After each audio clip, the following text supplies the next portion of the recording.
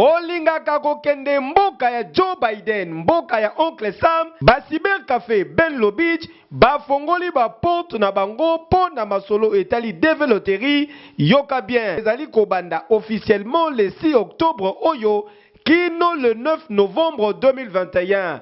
Papa, maman, jeune fille, jeune garçon, les cas déjà mbango et pas ya professionnel ya masolo ya developeri veut dire Cyber Café Benlo Beach pokuna oza déjà na 1000 chances ya ko gagner. Tozali ko senga na bino boye ba ete developeri zali ko beta makaka na moto azali na passeport biométrique en cours de validité. Na yango wana soto za na posa ko beta developeri et que ozali na passeport te kimambangu na Cyber Café na biso ezali en face ya Hôtel Phoenix na Bon Marché, équipe na biso ezali wana et ko accompagner pe ko sunga yo pour que o participer na developeri na ndenge oyo esengeli selon les normes. Yoka lisusu eloko oyo oza na intérieur ya pays na ba province tope libanda ya mboka à travers numéro WhatsApp oyo ezali affiché tinda page biométrique ya passeport na yo bakanga yo photo na format américain kasi ba imprimer yango te pe otindi lisusu po na Benlo Beach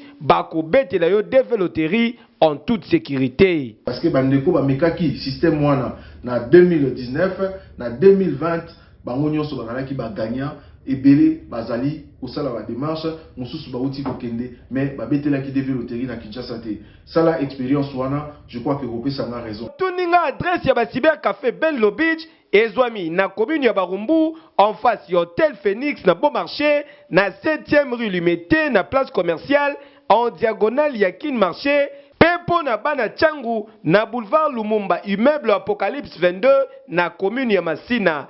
Cyber Café Benlo Beach, professionnalisme nde salaka différence. Bokeseni ya mai na mafu.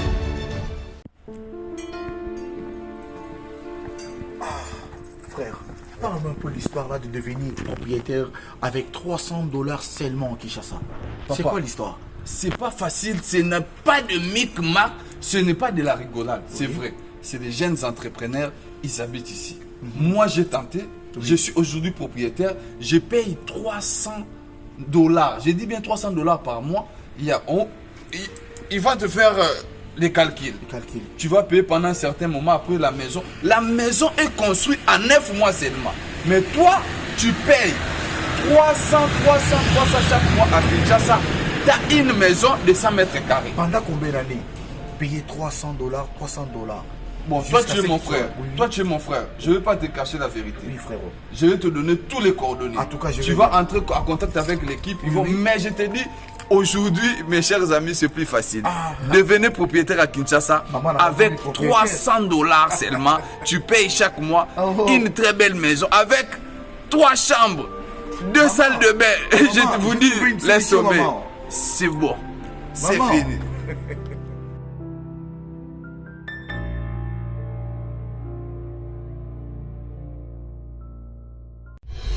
Une occasion à ne pas rater. IFOD, la société de microfinance de la Cinco, vous offre le taux le plus préférentiel du marché, jusqu'à 10% d'intérêt lent pour tous vos dépôts à terme. Vous avez également la possibilité d'obtenir les intérêts échus mensuellement selon le volume de vos dépôts, en dollars et en francs congolais. Avec IFOD, faites vos dépôts à terme, bénéficiez du taux préférentiel et réalisez des grands projets. Offre disponible dans toutes les agences et points de service IFOD. IFOD, au service de tous.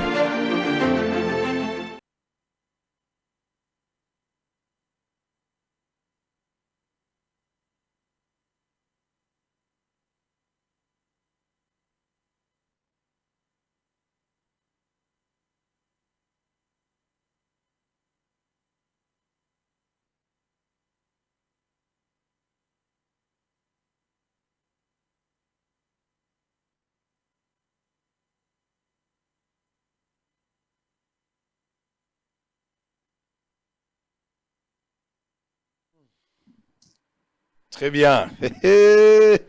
Mbote Nabino, Balandignon, Soya Bosolo, na politique officielle comme programme. Bosolo Télévision, la première chaîne d'investigation en République démocratique du Congo. Je vous salue ce matin. Merci pour la confiance, la fidélité. Sango Azongi. Papa ye, beta maboko nanda kuloba papa ye. Sango ye moko Azongi. Loba na masa. Ye moko ye. Ye moko nde ye. Mamelo apemi ye moko ye. Loba nanda kuloba papa Azongi. Merci pour la confiance encore une fois. Nalingi bino mingi, merci pour la prière, merci pour le soutien, merci pour le conseil, merci également pour la orientation de fois vous donner également à ces grands programmes à une audience très populaire. Vous avez na Beni, na Kibumba, vous avez na Kibati, batwala na biso na Kolwezi, na pesi bino mbote, boza na Congo Central, na Madimba, na Songololo, na Mbujimai, na Nganda, Jika, Mwenedi, Tukananga, na Chibombo, na pesi bino mbote, batwala Londres, Belgique, Allemagne, Toronto, Montréal, boza na Jeffersonville, Indianapolis, boza na Bandalungwa, na Komina Bumbu, Selembao, na prison centrale, na présidence de la République, na pesi bino mbote, na bao baza na Kingakati, na lingi bino mingi. On espère que ce matin, nous allons passer des moments excellents. Je suis revenu après pratiquement 10 jours d'absence. Nazalagite, Kasnauti Kozonga, Missa ya Lingala, eleki Missa ya français na batubele. Botika kolubaka français mingi, français zoti ya batu na pasi mingi. Kolubaka ba français, kano no film, vous fuite, batu baza comprendre. Omoni ndenge totanga sakabana na français. Soka zaki totanga na Lingala. Tongek to za na ba génie ebele, capacité à compréhension ngoza makasi. Mais quand tant que ça va na français, zobo makape. Pour moni place nous sommes consensus. Moi na maman ndunda beli consensus. Quand nous sommes lobby yote unanimité. Mutakoyoka ngote. Lobana bango boyoka ni ya mobimba. Nde mutakoyoka. Alors sango azongi boza kolanda biso même gratuité wana soko le bien en français mutumso azoyi batazo kanza kofuta nzoka ofele. Yango nazo linga po mwasi andunda receveur chauffeur mama malewa ba journaliste batunyoso baza ko sepela na uti ozonga na kosala bino rapport ya voyage. J'ai été à Kolwezi, j'ai été à Lubumbashi, nazalaki pe na Kinshasa, nazalaki na Goma, nazalaki na Kibati, Kibumba, na pesi bino mbote na kopesa bino mo rapport à voyage muke kosala bino bien, sala bino mo bien. Je vais vous lire les informations du jour. Lelo normalement il fallait pas na travailler lelo funa zonga lundi. Mais le collabo réclamé tellement pour l'obité, mamelo, meyo moko tata sango, tata mpelo. Sango lobina zonga. Bon, ils ont un match d'entraînement à 2 jours. 2 matchs d'entraînement, on a bêta lobby. Comme ça, lundi, Tokozonga la varise normalement. Alors, je vous donne les informations du jour. Katumbi à Tshisekedi. Dans un récent passé, nous avons lutté ensemble contre l'arbitraire et les violations systématiques des lois de la République démocratique du Congo. La plupart des personnes ont rappelé Katumbi depuis le Bakio Kenena no Longwete. Nayoki yango na ba commentaire, la plupart de gens qui appellent également mais pourquoi Katumbi azo Longwate? Olobaki okolongo mondo kwa la katsa libale zalaka yo ngana yo jour ezali na kolakisa yo jour ezali okomona kaka na kobengana na ndako yo bengana ngai na kobenga kanga biloko pe ozokende te wala batu mususu nde bazoloba mais pona batu mususu bamoni ke Katumbi azali diplomate ndenga za kosalela makambo ndenge démocratie ezali qui dit mieux bino boza na réponse. Noël Tchani dicté au président de la République ce qu'il doit faire et le publier dans les réseaux sociaux et de la manipulation. Félix Tshisekedi s'engage à mobiliser les fonds pour la réparation des victimes sexuelles. Ngai moko na prena qui part en activité wana bozo ba image tout au long de cette émission. Je suis rentré spécialement Denis Mukwege, le docteur que je salue depuis Bukavu. Devrait également depuis Bukavu évidemment à Panzi. Il fallait prendre part à la manifestation mais empêché à répondre à une invitation par vidéoconférence. Vous allez suivre les éléments tout au long de cette émission TV Radio T. Voilà, non qui vous énième incursion des FDLR signalée à Kanzanza. RDC 400 000 $. Les montants qui auraient coûté la vie de Chebea. Témoignage d'un prévenu. Procès Chebea. Les parties civiles sollicitent la comparution du général Jean-Claude Yav. Ah. Oui, ça général, okosamba kaka, okosamba. Parce que les gens pensaient que quand tu es général, tu ne peux pas comparaître. Si okosamba pe okoloba magamunayo. Koloba magamunayo. Civil kaka, tena général pe okosamba. Kasaï Central, le parti de Kamere obtient la vice-présidence de l'Assemblée provinciale. Bilan à mi-parcours de Fachi de l'Union africaine, la RDC est sortie de son effacement. Les pays souffraient de l'éclipse, se réjouit le président Tumbaluaba. CENI, élection 2023, une marche de l'Union sacrée annoncée pour obtenir l'investiture de la nouvelle équipe par la CENI, par le chef de l'État. Donc, Zalipe, Batolamuka Basalaki marche na bango le 16. Je n'étais pas là, mais coup de chapeau pour la mobilisation parce que j'ai vu de gens. Namoni bateau na balabala. Kobanda Kianza, c'était une forte mobilisation et ça, je dois reconnaître et je dois dire félicitations aux amis qui ont mobilisé ici. Je parle de M. Fayoulou et M. Adolphe Mouzitou. Jouwana, namoni Fayoulou azaki sondaka la te, namoni nzoko amune nazako tambola. Félicitations pour la Fayoulou. Mais la marche pour quelle fin? C'est ça le problème. C'est vrai que la marche est lancée pour la démobilisation, la dépolitisation, non pour la glissement, tout ça. Mais ce qui fait le même jour, Fayoulou a ça, il marche dans Mouzitou. Koto na tongo basili si marche na pourquoi banterine Kadima. La marche de Fayoulou était une marche stérile ou bien c'était une marche qui avait une raison fondée. Parce que Nenge Balobaka, Motomuso Aliemanga Memi Nezo Salongai. Alors, on va terminer avec des informations. Le FCC dénonce l'instruction dans son lieu de réunion de la police militaire qui, au motif fallacieux de rechercher les armes, a fouillé les lieux sans mandat et n'a rien trouvé. Le FCC condamne énergiquement cette énième provocation et prend l'opinion à témoin. Wana FCC. Siko Koutino pe aza kolanda ndenge FCC aza koloba. Koutino pe aza azoza pe na mwa nostalgie. Mokili tour à tour lelo yayo lobi ya moninga. États généraux sur la corruption en RDC. L'APLC propose quelques solutions pour contrer ces phénomènes qui gangrènent. Un civisme routier, Jamar Kabound invite les autorités et les députés nationaux au respect du code de la route. Musique, le concert de Kofi Olomide à Paris, la Défense Arena annulé pour raison de Covid-19. Concert est annulé, notamment aussi pour Wazekwa. Félix Wazekwa a un concert monnaie dans Lyon, il faut habiter les 23. Mais malheureusement, son concert n'a pas été annulé, mais le concert a été pas dans des raisons à Covid. Parce que pour Félix Wazekwa, Bazwa qui va visa parce que il y a des musiciens qui se faire vacciner en retard parce que eu première dose mais il fallait deuxième dose. OK, deuxième dose ils ont intervenu justement après concert na bango. Alors pour na mondele sur la prise de dose te ba okotate. Donc les concerts de Wazekwa à Lyon, ils allaient reporter pas pour autre chose. La raison elle est claire, l'ambassade les a privés bazala kaka na vaccin 2 doses avant de passer bango ba visa. Peut-être que Wazekwa pourra faire ce concert très prochainement. Je l'avais contacté également au téléphone. Nous avons échangé, voici les précisions. Voilà les précisions que je vous ai données. Mais pour Kofi Olomide, Nazu et na téléphone, peut-être à cause de la raison, Moussou sa réaction autour de cette question. Mais le concert est annulé. Très bien. Alors, on va prendre Nayamba Papakala. Nayamba Papakala. Papa, il y a le match d'entraînement, il faut papa. Et puis, lobby, là, je pourrais avoir peut-être Maître Kilolo, ou Azalaka, avocat, il y a Jean-Pierre Bembatang Azalagi dans CPI. Mais à un certain moment, il avait des avis contraires. C'est un expert, mais à un moment donné, les gens les taxaient aussi comme quelqu'un du FCC, je ne sais pas. Mais on pourra le recevoir demain. Il y a aussi Lukulasi qui cherche à... Nous l'avons cherché, Nalingipe Lukulasi à l'ECA.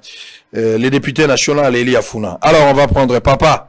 Papa Mbote. Mbote Sango. Avec Pascal Mukuna.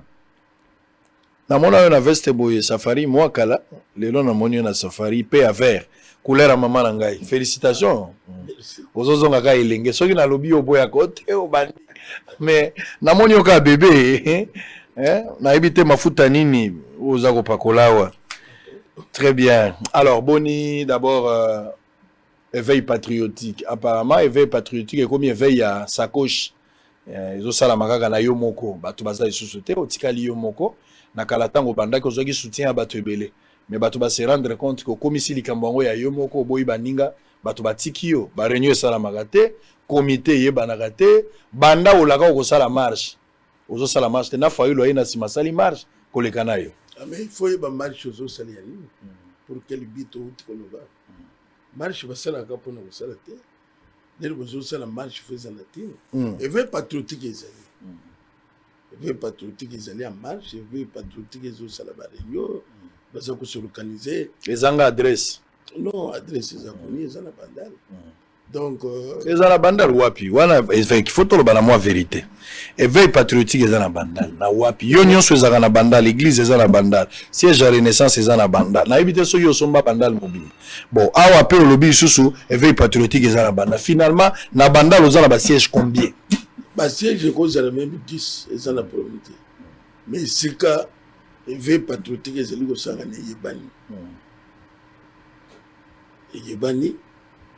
Donc la quoi ce que éveil patriotique ils allaient loko jamais et quoi jamais et quoi cause en lingo zokanzo. Éveil patriotique a comme ça bat. Promesse. Ba membre réveil patriotique ezanga pe carte, ba tozoka carte adhésion te. Yo moko ka président, vice-président azate, même bureau constitué azate. Ozanga liboso na Jean-Claude Katende. Katende tika yo akenda na yo moko reconnaître ki yango en émission. Finalement ozanga ka yo moko. Ozobangisa bato mozaka ka yo moko. Est-ce que Katende azala ki moko? Soko tunya ko biso ka zaki moko. Azala ko ya bureau ezali. Katende soki aki ezali likolo ya point tout cela qui n'a yango ya recensement. Donc pour la tinaye, élection que c'est la massa recensement, mais ne veut patriotique. Tout le but que élection avant ça il faut recensement salama. Ba identifier ba tout besoin de recensement. Ba pesa ba carte d'identité. C'était ça. Démarche nini yo patron ya éveil patriotique au salaka pour que ma proposition na yo ezala entendu et yo kalepa ya mokonzi mboka parce que oko risquer osuka lokwa Noël Chani ezala kwa cha Mungu arifa na fleuve soko mekezo simba te ba intention ezala ki malamu pona koloba makambo ya oko kozala ka mokonzi mboka soko za de nationalité de père et de mère mais kasi chef de l'état boya ta discours wana tikali koyoka yango te démarche nyozo sala oko suka na ngoka kana TV okukuta na mokonzi mboka po bisa okoluka député moko ko ma charge pona makambo yo parce que makambo bozolo ba recensement tamsu mokonzi ko sala yango te sango yokana soki recensement ko sala mate banemba zoke na élection na est bakanga mama moko soki mama ni na zaki na combien de cartes d'électeur balakise ke na télévision donc mboka ko bando contrôler kaka bongo na national après bozobe ke bomi battre élection yo ozotambula tambula mboka nini bato akoza na carte d'identité des années bumuntu ya bato eza wapi na carte d'électeur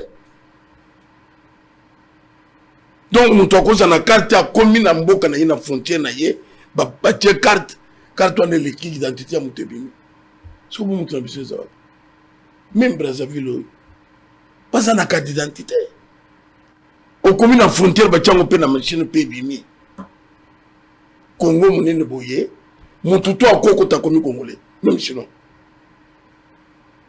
mutu to akoko ta voter pe akeye non siko ko wela vote ezanini sans kocha ba mécanisme de protection. Est-ce que ça maïli moko ya mabete bozolu kwa boumela na bokonzi mais boko bata manasima recensement. Est-ce que le recensement ezali urgence? Parce que ceux qui bomona ki yango urgence tant bozu pouvoir il fallait boba nango ne bandeli.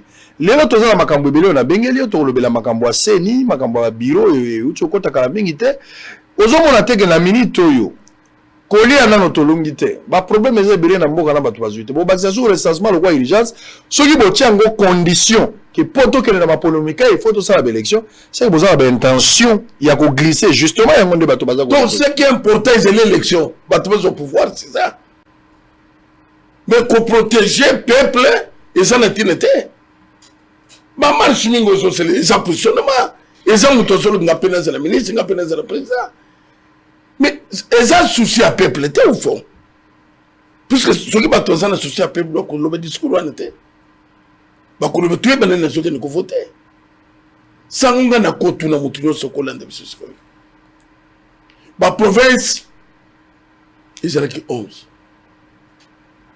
ils ont créé 15 provinces bah dépiécer na ba province où il ne fallait même pas ba province amike puisque ba Congo ba toucher qui en côté.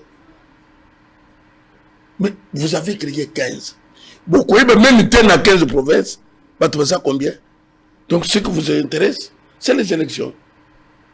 Wanende, et l'autre bien, c'est ça la démocratie. Démocratie, c'est ça l'élection. Mais quand l'identité a coupé ce bateau, ils ont été. Wana zope ça va point de vue na yo, mais démarche nini yo sali na mokonzi ya mboka, o sali na député, parce que risque zalo tika na na bandal pe quotité. Yoka, on moni ba député wana, na kolobela ngo papa. Élection zoyat. Ba yesu na église. Ba yesu na église, to kota l'église, o muto kota que bo voter nga député. Ba waya na batol, bo mesana na ba waya na batol, ba waya na bakiti ya plastique. On va s'organiser. Donc, la pasteur, il y a un bateau. Il y a un bateau. Pas pensé le discours, il y a des députés. Il y a un quartier, il y a une famille, il y a un voter. Très bien. Olobeli makambo marche awa mutema nanga ebeti pe mwa muke. Marche salami awa ya Fayulu ça a été autorisé na gouverneur ya ville pour que marche salam. Mais bino pouvoir en place. Pour yo soutenir Félix Tshisekedi. Bino pouvoir en place. Parti au pouvoir, il semble que bo atakaki marche wana, bien que Augustin Kabouya a rejeté en bloc ba allégation nyonso ba sali, mais bato ba kufi, lokola moto moko na moni ya kufi, bato la muka baza pour réclamer moto na bango kufi. Lelo yo bino bozo instaurer dictature, bolingi marche te, alors que IDPS, bien que za membre IDPS te, mais nazo lo benango na ndenge ya pouvoir. Tant opposition à la qui bino vous ba frappa Kabila na ba angle tout. Non on a moni moto moni Mobutu azwaka pe difficulté mais oya Kabila ndele kindelo bo frappa Kabila na mona IDPS na ba état na inyos. Ti le lobo comme na ta pouvoir. Il faut pour yoka pe malamu soki la muka zo sala marche l'opposition apparemment bino bolingi opposition ezalate pour la bino opposition ekufi batonyo so fu bandoni makaka oui ça c'est une mauvaise politique avec. Pourquoi bolingi kaka bozala na opposition à sens unique donc on a une position à sens unique kaka au pouvoir de lobby bato akoyoka donc moto moko soka sepelita ko kotambola te place wana pe bozo kanzama na muté sango zolo bondire moto fin de la Kinshasa te Nazalia on a que président Félix a côté le pouvoir de ko fayu à cause de la selba meeting bon trop pas napolele. Omoni politique na Congo est le col N. Politique na Congo est le col oh na poto. Politique est ali baïté débat. Mais en dehors de ça, nous sommes des frères. Mouninga Selbi on dit pas Selbi. Félix en tant que président de la République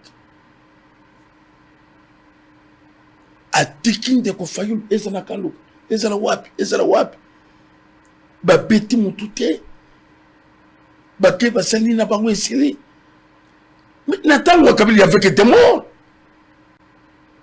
marche ni salama natango Kabila muto kufite lacrymogène et zo soka ya yo autant de morts bango ba contester non ezaki 5 ba musobolo beza ki 25 mais depuis lors est-ce que muto a akufa est-ce que ba se batinda bato beta bato. Mais pourquoi pas ne pas connaître même Moutou? Au moins, ceux qui politiques en Ouest, attends Moutou, c'est bien, c'est bien. Donc, il y a haine. Ngana quoi c'est yoko. Dictature est athée. Dictature est athée. Ton monité marche, mon salami, babete batu bakufi. Mais la marche on koufi. Deux marches déjà batu bakufi, marche muso et salamaki mikole ute koleka mutakufa ki torope mutakufi. Ceux qui mutakufi, le paquet l'organisation. Wana Félix c'était. Oya Kabila soki batu bakufi Kabila ndazo boma. Oya Félix ndek Félix te Félix azaya kolala basoda non non toyo kana bien. Na koko ebise yo que jusqu'à présent ce qui va toujours reprocher président Félix n'est le quoi non les hommes de Mabé. Président Félix c'est un démocrate a tiki bandiko ce qui va okende wapi bakende basana. Oui. Très bien. Alors, bozala ndako bozala ndabiso boza ebele TV moko batu ebele TV za radio te sango azaka sango sango azaka ka sango sanga kotuna kaka mituna pe invité akomilobela makambo na ye na ndenge na ye sango pourquoi bande ko loba tout ça ngala za mutu ya mutu te na bisaki bino deja ngala za mutu ya mutu te nakutani na yo nakobetoka mbodi oye kozwa yo pe kozwa yo soki lamuka sali marche na ba sali plein biso to kokoma soki bo sali mpiaka bo sali ngala ko baxela bino batute mais cette fois-ci j'ai vu lamuka na balabala en distance ngamo na tsheba boko na mutunga bio banzo ito bato félicitations awa tant tolobi malamu est-ce que ba futi biso mbongo bonjour to koloba ke lamuka sali mpiaka to idp sa sali mpiaka ne français awa union sacrée ko sala marche bo sala pe na capacité à mobilisation pour na kolakisa pe ba image tant to kolakisa boko ba français nini. Les journalistes n'ont pas d'amis. Comme ça les a likama. Toujours continuer la France moko ya mbongo ya bato tokozwa. Teza la FCC tokozwa. Teza la Union Sacrée. Banda na tuna question la zelaka. Nani ayebi apesa ki mbongo ti sukwa zo pesa te. Muto zo lobate. Kozele bembela ngate po banolo bonga na pesa ka. Lobala ngata on aza vivant. C'est quelle politique otozo présenter les na bana na biso. Nous devons aimer ces pays. Ezala bato bazala pouvoir, ezala bato bazala opposition. Vous devez aimer ces pays. Mais je constate ici que les politiciens n'aiment pas ces pays. Les politiciens. Ils ont le pouvoir, ils ont l'opposition. Les politiciens n'envisagent que l'intérêt de bango. Soit comme ils ont le pouvoir, ils voient leurs intérêts. Quand ils sont dans l'opposition, ils sont ça, ils attaquent. Mais quand ils arrivent au pouvoir, les corbeaux n'ont jamais été jolis. Ils bogar pour le fromage. Vous devez faire très attention aux populations. Israël, tu dis que tous les politiciens sont des flattes. Je vous dis ce que je vous dis, c'est la vérité. Vous voulez croire tant mieux. Au boy, ça c'est votre problème. Mais moi, je vois ce que nous donnons aujourd'hui, le coup la politique, où est la politique était. Et la moto, elle a passé à zo, ils ont gagné na commune à Kobo. Mon coloré peut accueillir français à Moulay. Moto, elle a qui paye na Katia Bokondi. Lobby pas à la qui opposition. Ou elle a l'opposition, lobby a comme un pouvoir. Et ça a coussi koussa. Et puis toujours ken. Na évité. Ngala lobaki sur les autres dépendent na ngata ngo Covid ya qui fallait et même bato belé ba bomi politique en boko. Mais Covid on peut apparemment négocier na bato muso baza vivant. Bon, tout éviter. Alors, on va évoluer. Gratuité enseignement. Avec Pascal Moko. Naembaki o mikolo uti o leka olobi na ngai ke bilan Félix Tshisekedi ezali largement positif. Na tongo ya lelo ozo assumer kaka ba propos na yo ke eza largement positif. Ozo continuer. Ozo continuer koloba ke bilan Félix eza positif. Largement positif. Nazo pesa ko exemple moko yo expliquer ngai. Gratuité et enseignement.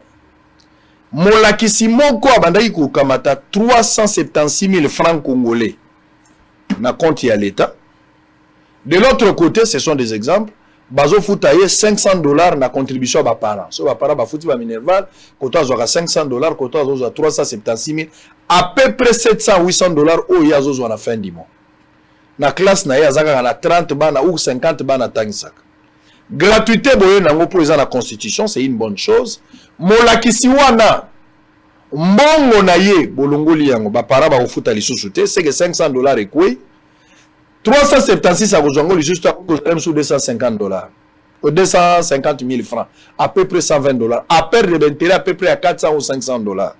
Mais bana classe ba bandi ebele, au lieu bazala 50 ba komi 100 ebele. Les canisiers ça la gratuité zaki malam. Mais pourquoi vous tenir compte à l'enseignant? Est-ce que vous avez dit que la classe est zongi? Bana bazotangate. Bana bagena kovanda na classe l'enseignant baboyi kotangisa.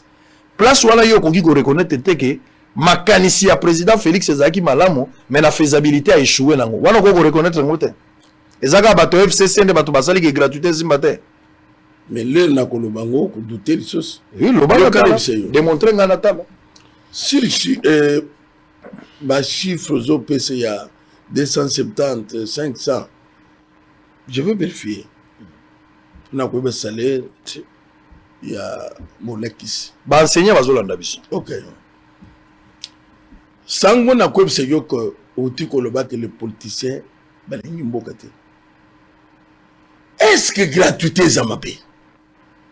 Photo bandele wana. Ezale loko ya mutu nyonso asalué.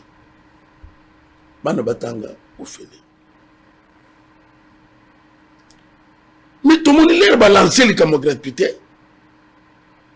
Bato bandi ko attaquer gratuité. Ce gratuité les lois c'est qui ne pas à pas pesant. Ce sont des gens. Ezali bato bazali na laboratoire bazali ko travailler pour te gratuité échouer ba le bac. Kaka malobosolo bani yake botani ngato zalaki na yo aw emseko que bato ya liboso akobundisa gratuité sont des catholiques.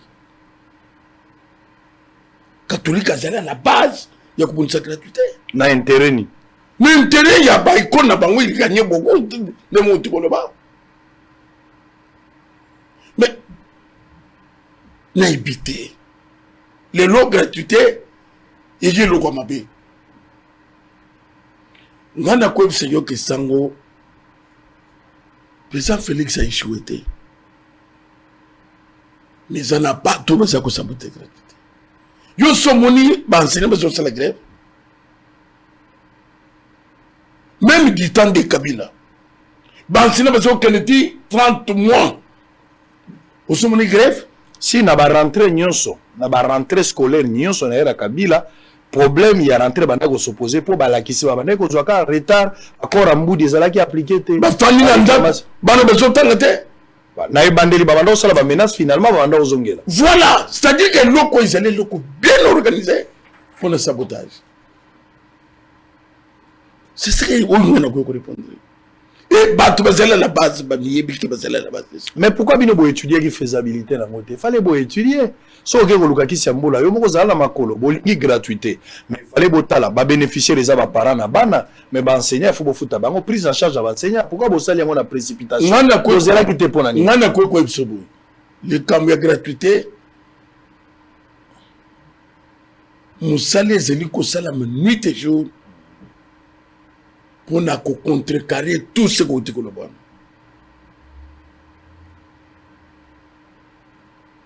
Parce que les gens ne pouvaient jamais penser que vous en a Congolais, il y a l'eau qui a bien boyé, où ils ont ça partout au monde, mais battre les mélanges, battre les bambiches. Ça va se régler. Ça va se régler. On va dire qu'on désactive les enseignants. Vous savez, à un certain moment, on a évité ceux qui ont moto, on a pouvoir qui ont moto, zangabino. Enseigner à Tangisaka. Est-ce que vous dites que grève est droit reconnu dans la Constitution? Motako ko grève. Ceux qui ont dit que le droit n'est pas bafoué, ils ont menacé à qui peut grève. De quel droit vous bandit ko désactiver bato mota salaire na ye ba futaka ye amoni ke za mukie aboyi ko tangisa grève ezali reconnu na ba droit na ye boko ma ko désactiver bato pour que en fait bolongo la bango ba fonctionner bo désactiver bango pour ba zo kalisu mbongo te de quel droit oza ba décision de trop est-ce que bozo se rendre compte de loko bozo sala moto zo ka mbongo ata ya muke mais azo réclamer que ba matsengo pe bino boke ko déclare je parle de ministre et enseignement primaire et secondaire.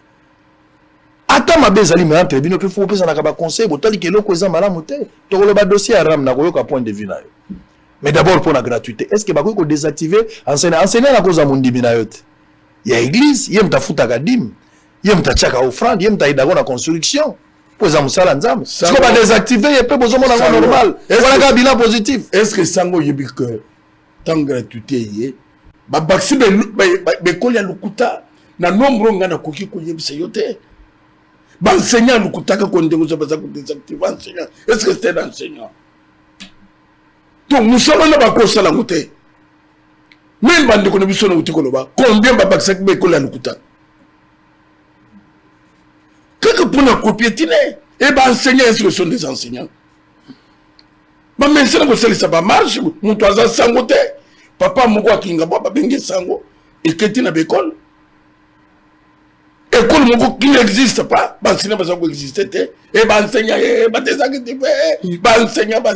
est-ce que ce sont des enseignants? École on les a coexisté. Ça m'a évité que c'est ça l'aîné du problème. Il y a quoi comme tu veux qu'on ait quoi que ça, kakapona, qu'on s'en m'inga mappé, total n'enga qu'on s'en ango, total m'ongo mona commission tout ça, nous sommes au courant de tout. Et ça, la bateau, mais c'est qu'on travailler pour nous contrecarrer puis le connaissons. Très bien. Alors, on va revenir tout à l'heure. Vous allez voir tout à l'heure là, je voulais dire. Félix, non, on va prendre les élèves. Bah, école publique. Bah, on va envahir palais du peuple pour la exprimer colère suite aux non-accumulation à Bakour Nabango. Na utiko lo bana evekawa. Bana bazako tangate. Mais pour quelle fin? Bana bakozonga classe bazongi. Mais si la rentrée elle est effective, bana bazongi, ils ont respecté le calendrier. Maintenant, le problème se pose à quel niveau? Le problème est lié à l'enseignant. La prise en charge des enseignants. C'est ce qui pose un sérieux problème. Qu'est-ce qu'il faut faire? Il faut la kofuta mbongo, je ne sais pas. Comment vous trouvez ça? Alors que de l'autre côté, nous voulons la gratuité. Est-ce qu'il faut l'État à mettre suffisamment de moyens pour prendre en charge, évidemment, pour pallier la situation aux alliés enseignants? Qu'est-ce qui va arriver? Parce que cette fois-ci, nous avons la bonne foi. Je parle de la population congolaise, Montignon soit ligne gratuité. Maintenant, la plus grande difficulté ici, il faudra qu'on soit pris en charge des enseignants. Mais c'est ici qu'il faut génie. Il y a politique congolais et salama. C'est-à-dire, il y a l'opposition, il y a la majorité pour l'intérêt commun.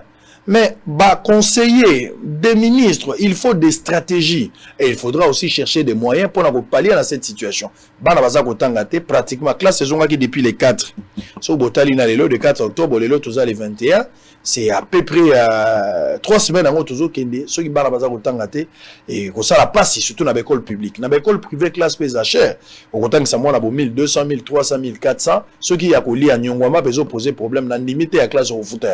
Gratuité c'est une bonne chose mais la prise en charge des enseignants c'est aussi un problème. Alors besoin enseignant là le rôle noko na yo, besoin enseignant le rôle tata na yo, besoin enseignant le rôle moninga na yo, besoin enseignant le rôle frère na bino église, le rôle la petite sœur ou petit frère na yo, baza ko tangisa. Bazana pasi makasi olinga ko bakisa avant tout la bana ndenge ba envahi par du peuple na nina bakise loko moko na enseignant que enseignant c'est vrai ils ont droit na bango c'est nos frères mais na base même ndenge to solo ba bazo comprendre banguna ya mboka banguna o balobi ki Félix ya ko resirte basali lokola ennemi moko boy bakisi nombre d'enseignants lukuta ebele.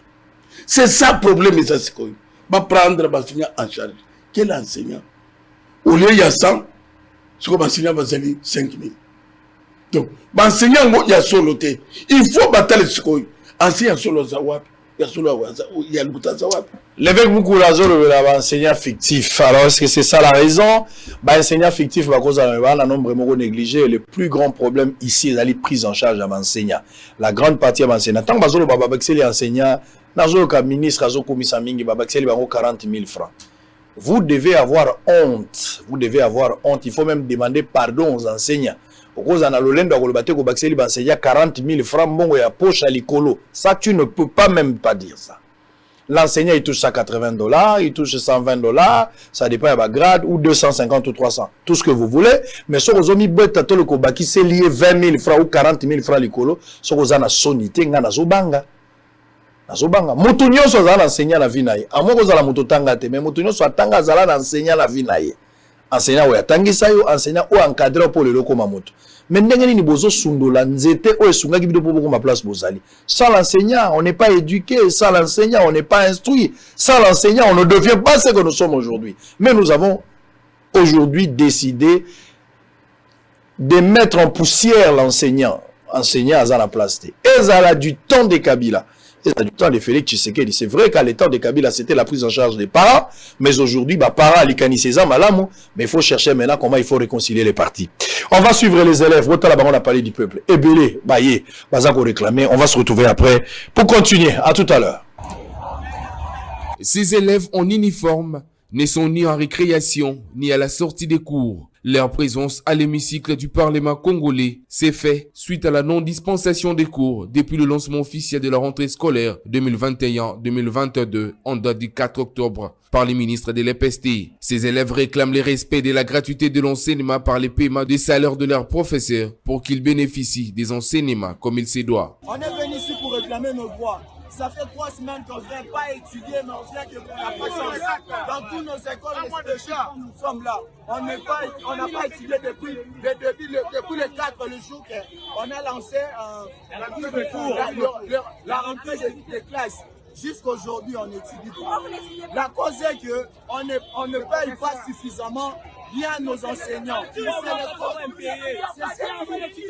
qui nécessite qu'on ne puisse pas nous enseigner jusqu'à présent. On est venu réclamer auprès du président de la République parce qu'on est là pour étudier. Si on puisse étudier, on va aller là-bas pour voir. Au président de la République, au ministère de l'enseignement primaire, secondaire et technique, de prêter oreille à ses élèves afin que la reprise des cours soit aussi effective pour eux, car ils sont l'avenir de demain. Très bien, merci beaucoup. Alors, nous sommes en direct même sur Facebook. Vous avez belé Panzali, Loba Sangwaye, Papa, tout ça. Bando qui bazalia wa yamite amabe. O Sangwa Bimisi, j'étais quelque part, j'étais à Kolwezi. Maman Nadine, Mamé Londe Abandiko Samusala.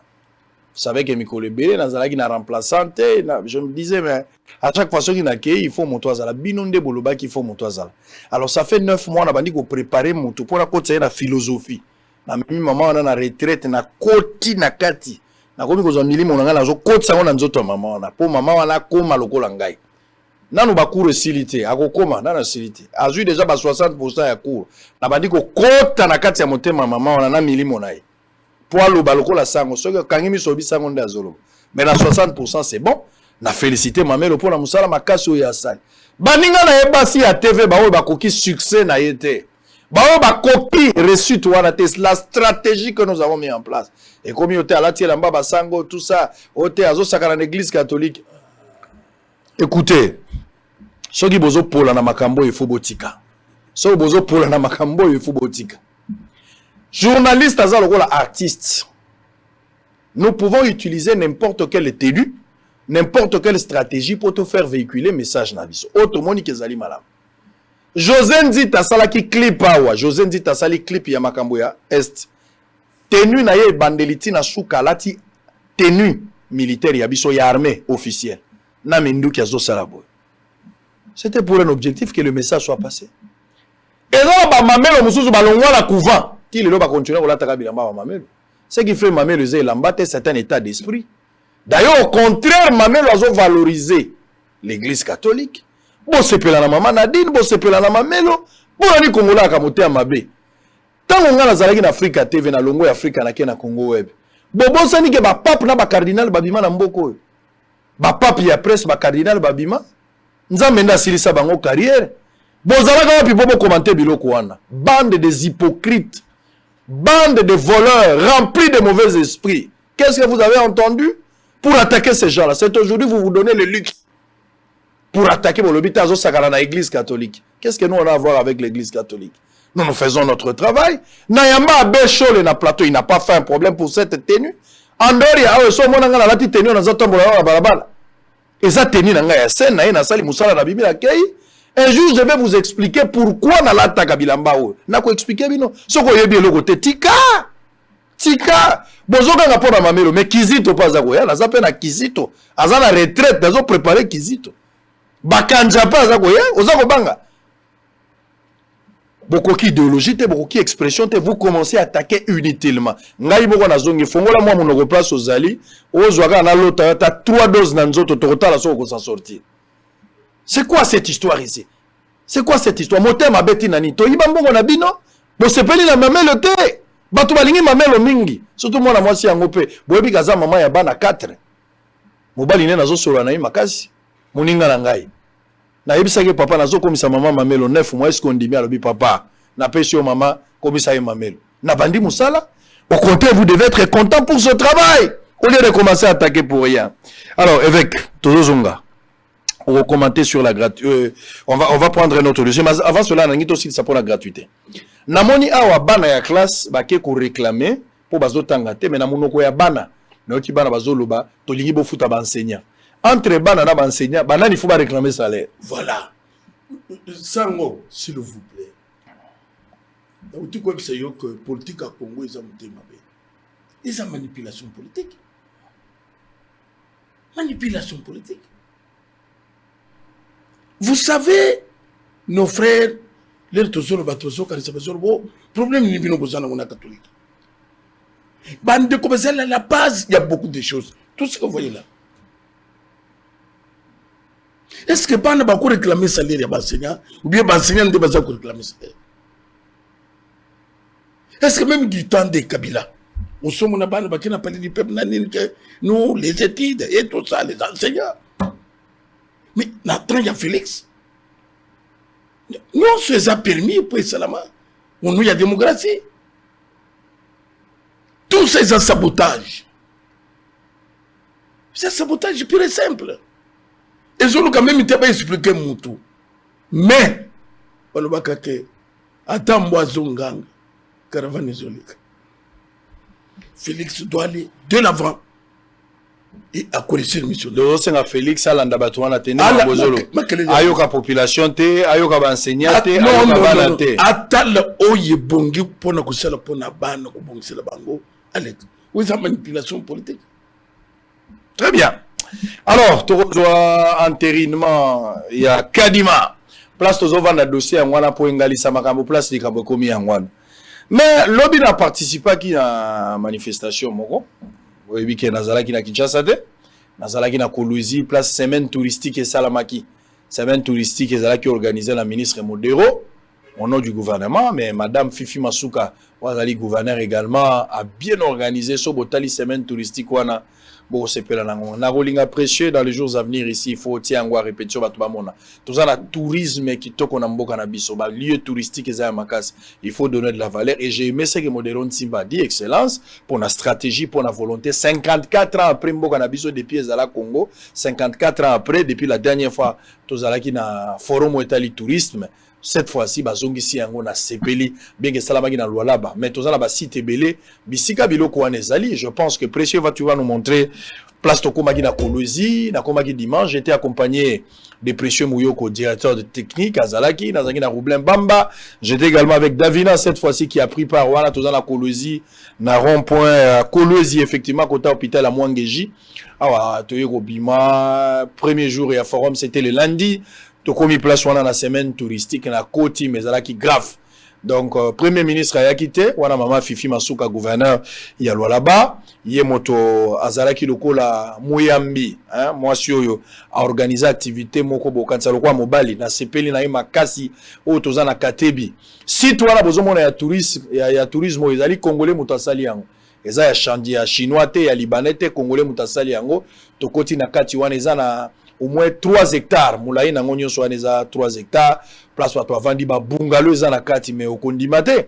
Oko kanza lokolo za na place moko boye za na étranger mais nzoka toze pa na biso ba culture ba province nyoso za ki représenter na moni bato ndenge na ndenge ba journaliste ba kendaki na moni ba gouverneur ba zalaki na moni ba ministre ba se déplacer ndenge na bi premier ministre azalaki te mais ministre de la justice Yene Moutazogi Maloba pour la lisolo, ministre de la communication Patrick Mouyaya était de la partie, Bato Yandenge Nandenge, Namoni Zakari Baba était de la partie, gardien historique Yamboka. C'était vraiment quelque chose de bien. Et puis Sangwaye Kouya, bien que nous avons participé à la jour, Moni Biso tout le monde a mingité. Sangwaye Kouya Wana, Tokomi, on s'est vu avec presque tout le monde. J'ai aimé la manifestation, capacité managériale. Oyo, Fifi Masuka Sali, j'ai vraiment beaucoup aimé avec Modéron Timba Wana, ba ministre ba Bimi, Bazakoya, to c'est les 6 premiers jours, ngai borope sango mo kontina zawana, mais na boyi ba mona nga mingi, wana ba ministre Bazako Bima. Tout le monde voulait avoir la photo avec Sango. Na bandeko ba uti province. Sango na mokolo moto wana bozo mona lati veste oyo, papa nazo swana. Yende mokolo site wana, monsieur Germain. Congolais kaka, mais Nzambe apesi mbongo et c'est aussi un frère de l'église, un bien-aimé. Yende mutasali lokwana ezo coûté millions si tu wana pona kosala yango nyonso c'est à peu près 6 millions de dollars de moni asali. Donc ezala ba congolais ba yibate bazala pe ba politicien te baza sérieux bana nzambe pe apesi bango mbongo basali ndengo zali. Ça c'est bien. So bolingi bo visiter bo kende bino nyonso na Luala ba Katebi ezali ba bungalow ezali piscine ezali ba place ndenge na nzenge kokota na mai Luala ba ezali nde motolo ya fleuve. De Bogo Kenya a beaucoup visité et Zalaki Malamu. Alors après voilà na leki Lubumbashi de Lubumbashi, je suis allé quand même à Goma. Je suis allé à Goma, na Rolobela Makambwala Sima, tant Rolobela Makambo incursion de Bomo na ba image parce que j'étais aussi avec Maman Nabino Azalaki, Maman Sangwa Azalaki avec les enfants tout ça mais nous avons été au service parce qu'il fallait que nous tala bateau Bazalaki ba sinistré à Goma. J'étais parti avec ma famille pour leur donner quelque chose. On a mené beaucoup des histoires. On a donné un échantillon, de tout ce qu'on a pu faire. C'était pour vivre la parole de Dieu. Mais j'étais également vers Kibumba, quelques mètres, pour la situation où est des généraux qui awa. Je vais vous donner la vraie version autour de cette question.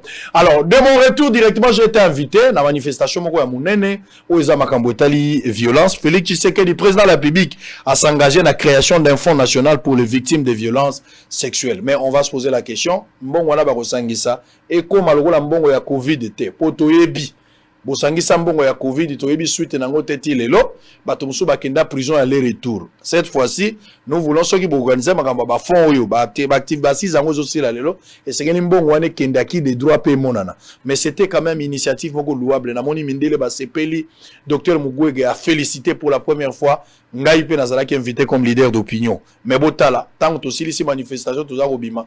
Bon mon abino moko qu'est-ce qui s'est passé? 10 minutes président a commis mobilisé. Vous allez voir ça. TVZ Radio, c'est souvent une image. Cette fois-ci, on va prendre l'entérinement des Kadima. À tout à l'heure.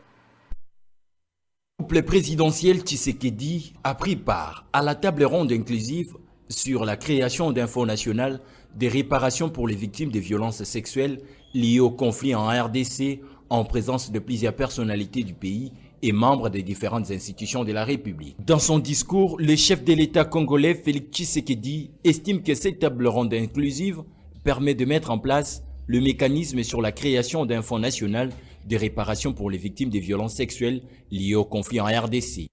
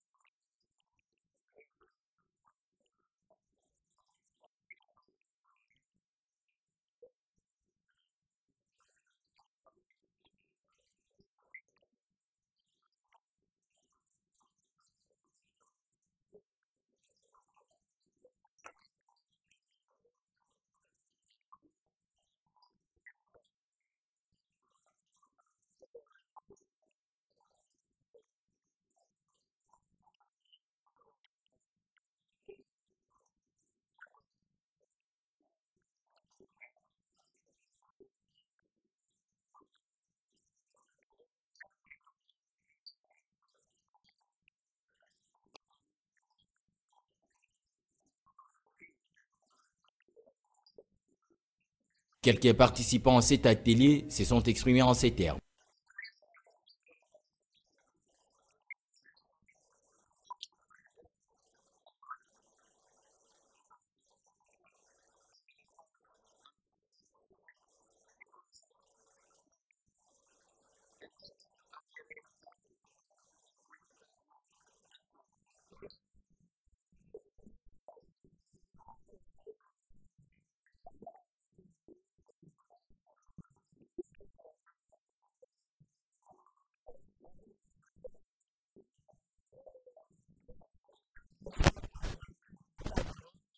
Signalons que le chef de l'État Félix Tshisekedi s'engage à mettre en œuvre toutes les batteries en marche pour la réparation des victimes de violences sexuelles liées au conflit en RDC. Après cette cérémonie, le chef de l'État Félix Tshisekedi a pris plusieurs minutes dans le couloir avec le patron du groupe de presse Bossolo, le félicitant pour le travail qu'il abat en tant que journaliste d'investigation.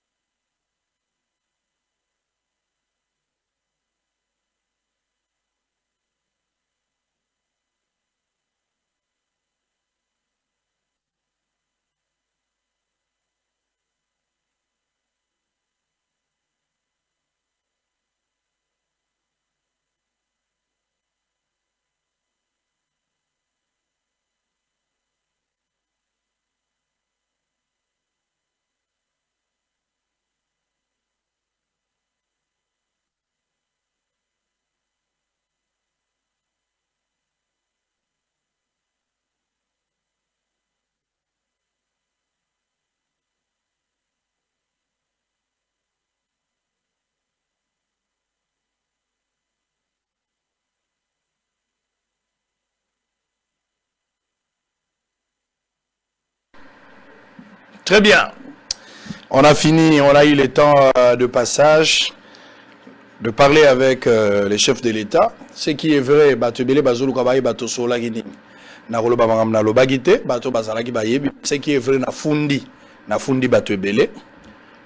le président était là, le premier ministre était là, les généraux ils étaient là aussi. les gouverneurs de la ville étaient là, Batubele, Bazalaki, la première dame était là. Ce qui est vrai, na fundi de Batubele. Na fundi, pe na lobi ndengenga nazo kanisa. Je n'ai jamais été un flatteur. C'était une occasion de se regarder en face et de parler avec beaucoup de respect aux garants de la nation. J'ai fait ma part en tant qu'un homme. J'ai un rôle à jouer dans ce pays. Je pense que Dieu m'a donné un petit don. Donc c'était une occasion. Le président est resté à peu près 15 minutes.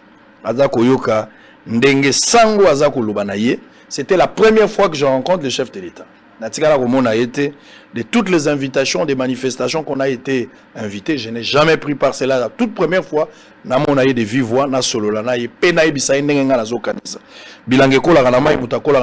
j'ai fait ma part. Si nous avons les occasions, je les remercie pour l'attention. Au-delà de tout, c'est un président de la République, mais il s'est arrêté pour Ayoka. C'était très important. Je les remercie pour la marque et la considération. Oui, à Sali à l'égard, Nanga. Je suis un petit monsieur, mais il m'a considéré. Que Dieu le bénisse. Alors, on va... Kadima. Tous allons nous Kadima. Oh là là là là là là là là. Kadima, finalement, au Lobakia, ou à Balinga, te Kadima, nda okota. Oh, batomusu babengi forcing. Population boyi Kadima, mais bino bolingi Kadima, pe bo imposer Kadima. Ça, c'est un. Moïse Katumbi. Azako Senga Félix Tshisekedi a rejeté entérinement ya Kadima. Asala nenga sala ki na malonda. Nenga boya ki malonda, nenge pe aboya Kadima. Na lingi opesa ngai bakansino na likambo wana. Moïse Katumbi alobi na Félix Tshisekedi. Soki atiki Kadima, ekozala malamu te, eza lokola mboka ekufi. À ce jour, est-ce que ezali lisusu possible tokanisa ke président ko zonga sima? Basangisa ba parti nyonso yo bazalaki ba parti prenante ba meka ko kanisa ndenge ni cette fois-ci ba ko kozwa mutu moko na boyo kani Kadima longwa to luka mdomzo. Est-ce que toko rêver pe na eloko ya bongo? Est-ce que Katumbi azo jouer rôle ya glissement?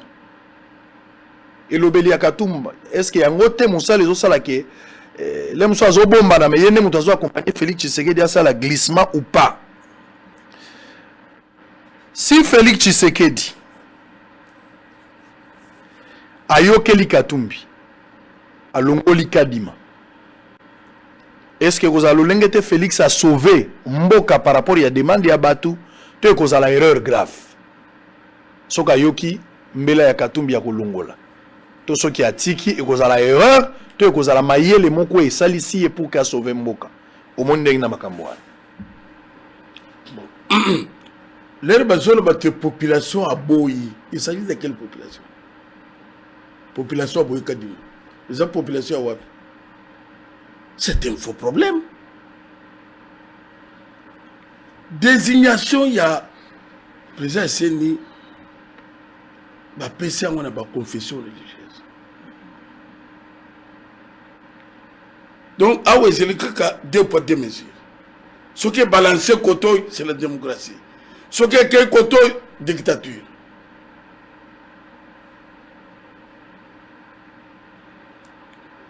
Oui, confession religieuse, 6, le Bikadima. Mais le coup, les deux, parce que c'est considéré, Bangonde, ayant droit, Bangonde, le droit de veto catholique.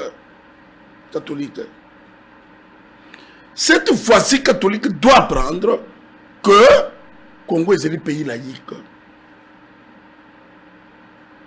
Qu'il y a l'État. Donc, pour les Cambouais, la population andimi, il faut catholique andima yango. La population andimi. Donc, catholique représente la population. C'est qui aussi une vérité. Faux. Vérité sur quelle base? Catholique, ça se considérer le collège de temps colonial. Où il y a des cocons sans concurrent. Na minute toto ça na yo sango toko démontrer yango sur le terrain que catholique a s'est trompé. Si confession religieuse balobi Kadima. Mais problème c'est quoi se pose où population à Bogi. Et ça, démocratie, t'es. Bozo banga oyebi ke shola la kibino ki akobimisa ba audio nyonso makambo ba corruption.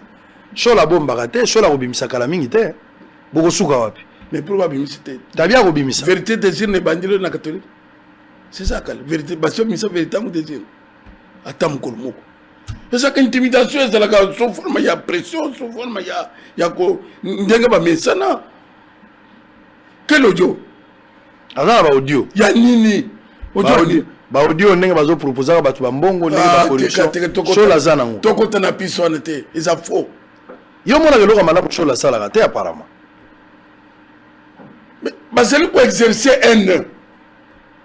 Depuis que le président Félix a un pouvoir, Sol n'a jamais aimé le président Félix. Les lois sont assainies. Mais hier, c'était vérité des îles. A réussi, il y a gagné. Et c'est comme un monde qui a que le président Félix n'a jamais gagné les élections. Tu me parles de Cholet. Mais n'a pas que ce qu'il faut éviter. Le problème c'est Kadima. Le problème c'est Yilunga. Le problème c'est Mutombo, Kabeya. Ce que c'est le gars à Mangwen, je ne pense pas que Cholet allait dire quelque chose. Puisque Bandeki que c'est proche du chef de l'État. Donc, il y a des gars que son cousin.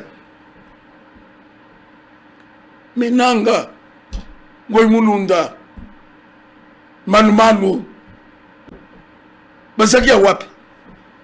Nani a salaka un problème, qui en avait un problème. Évêque. Sango, Utuninga Mutuna Silis. Silisa.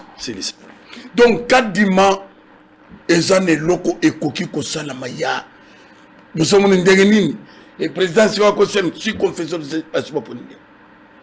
Deux, ce que Moïse Katumbi a commis lettre de Zoloba. Il y a le président Assalate sur base de quoi? Ils ont ma pour parti politique. Ils ont ma confession religieuse. Confession religieuse, c'est poni. Les besoins qu'on a bananga. Est-ce que nana c'est un problème? Donc, quatre dimensions de problème. Babonga makaka pona. Bali élection. Babonga ma. Uri ya kutika la kadima saliki. Kadima saliki. Ba confession religieuse ba ponier. Assemblée entérinée. Qu'est-ce que le président va faire? S'opposer à la confession religieuse? Mais le président l'a fait avec Malonda. S'opposer à l'Assemblée? Le président l'a fait avec Malonda. Non. Janine Mabunda. Wana soza na fote na zopesa yo. Janine Mabunda. Ba confession religieuse ba salaka na bango. Ba yena on assemblée, Janine Mabunda na assemblée, ba entériné yango. Président Daboyaki yango. Même procédure lelo. Bazo senga président les mêmes sentiments, le même courage, la même volonté, la même décision. Yo kanebisa yo. C'est parce que toujours catholique. La même sagesse on demande. Est-ce qu'on l'a négayé? Allez-y. C'est pour ça que catholique veut toujours avoir mémise. Avoir mémise. On va essayer de contester Malonda quand on a confession religieuse, c'est pas ça. Mais le coup la catholique voulait s'imposer. Ce qu'on est aux États-Unis, pas prêtre ma côte à Maison Blanche. À cause de ça. Comme au Canada, nous avons au Canada plusieurs fois, ça n'a pas même une influence sur mon côté. Même dans Brazzaville. Il y a qu'ici, et il y a commission au niveau de l'État congolais. Et maintenant, c'est en voie, il y a aussi le Sélouko complètement. Et chaque nabango, il y a Kadima, sur le Kadima, on pense que et ça, le leçon B. Et ce qui va continuer, il y aura leçon C. C'est comme ça. Et qu'on corrige, catholique a dit que, alingate, ce qui est zéro, c'est que le BP A, et ça A. Non, on a donc, la longue na guerre. Ma parti politique, ba longo kokota na likambu, ou izangi mutu na makolo. Kadima a saliki. Chaque parti politique, Babanko se préparer. Malonda peut aller kagi déjà. Mais président Boyaki. Kadima Bakoboyate. Bakoboyate pour nani. C'est confession. Pourquoi Bozo Kanga Manaka Dima? Secret Zanine. alors que Kadima za mutu lokwa batu nyonso boko longola ye soki arbitre aza na mwa contestation na bato bolongole boja mutu mususu bato bazangi te kasi Malonda nani Kadima te nde aza arbitre ya seni nani azo contester mais ba partie prenante na maponomi lokola la muka ba boyi lokola Moïse Katumbi boyi lokola ba parti politique ebele baza ko boya ye bango bato ba participer à l'élection ba partie prenante bazo mona ke moto azo aspirer confiance te bazo suspecter ye ki arbitre oyo aza boya ko zala boye na bongo mulundo ya leki arbitre bokoli na munoko kwa mboka donc président Seni aya fane na ye bokoli na munoko kwa mboka nene salaki marche bazalaki wapi toloba na vérité papa basalaki te ke président Moïse Katumbi akima mboka oyo basalaki yango te leri ya baélection agia soki na kasumbalisi te bato wana basalaki yango te est-ce qu'ils n'ont pas aménagé nanga zalaki wana te sango lelo la personne qui a fait même que non les sanga batons soya lelo il devient chabattre, c'est-à-dire que il devient mauvais. Ça c'est ozo ba question itoke na élection yo za leader d'opinion oui na église na yo za na bato bazo ndima kadima bato pe bazo boya kadima bazali oye bien non c'est démocratie. C'est la démocratie. Est-ce que vous avez une élection en Dengo déjà contestation des corps les a plantés risque d'aller na deuxième na 2023 même bandimino musuba ko couvre pas. Est-ce que sango il faut éviter, il faut avoir la politique de prévention. Il faut avoir la politique à conséquence. Moto batele meli kadima zanzambete bolongo la kadima batia moto mususu bakotia peyo bakotia pengai. Tous ces catholiques à boyi. Tous ces agents catholiques non ce sont mon ils agents catholiques et que ça la mata catholique à comprendre que ce pays est un pays laïque et que ça la mata tu y vu comment les choses se passent catholique net kadima asbasiba akoleka kadima oleka asaleki wana réunion bosana asaleki wana réunion à union sacrée non ba police président que kadima il faut bima donc boye bisi déjà sango bato za ko rêver mais tout ça c'est bande ko biso catholique tant on est seleki tant wana est seleki catholique abunisa mutunyos catholique soka za d'accord ne le côté il emballe les gens. Parce que l'église catholique constitue une force. Pas une force pour vous. Mais tu démontrer bien que les amis vous démontrer de quoi ils sont capables. Autant l'église, autant l'école catholique. Ça fait quoi? Ça fait quelque chose parce que sans catholique, moi j'étais en Ngandajika. Ngandajika, il est très isolé. Sans catholique, bah, tu vas vivre. Mais catholique est représenté catholique a utilisé que l'argent de l'État. Bissotoye. Non, le bagage que pasteur Sony, à Tominda, Nayemo, Christian Debrier, à Sali, ministère Nawan, Nayemo, pasteur Barout, tel que Negazawan, il est sorti dénéant. Les lois à sa qu'il est. Il veut Pascal Moukouna. Pasteur Dioka, pasteur Moukouna, voilà. Léopold Moutombo. Ce qu'on a commis à Sali Moussal Mounen. Mais si on l'a côté catholique, c'est ton ami. Si on a fait quoi? Si on peut dire qu'il a fait quoi en église catholique? Même Cardinal Ambongo va trouver bâtiment ici, il va trouver tout.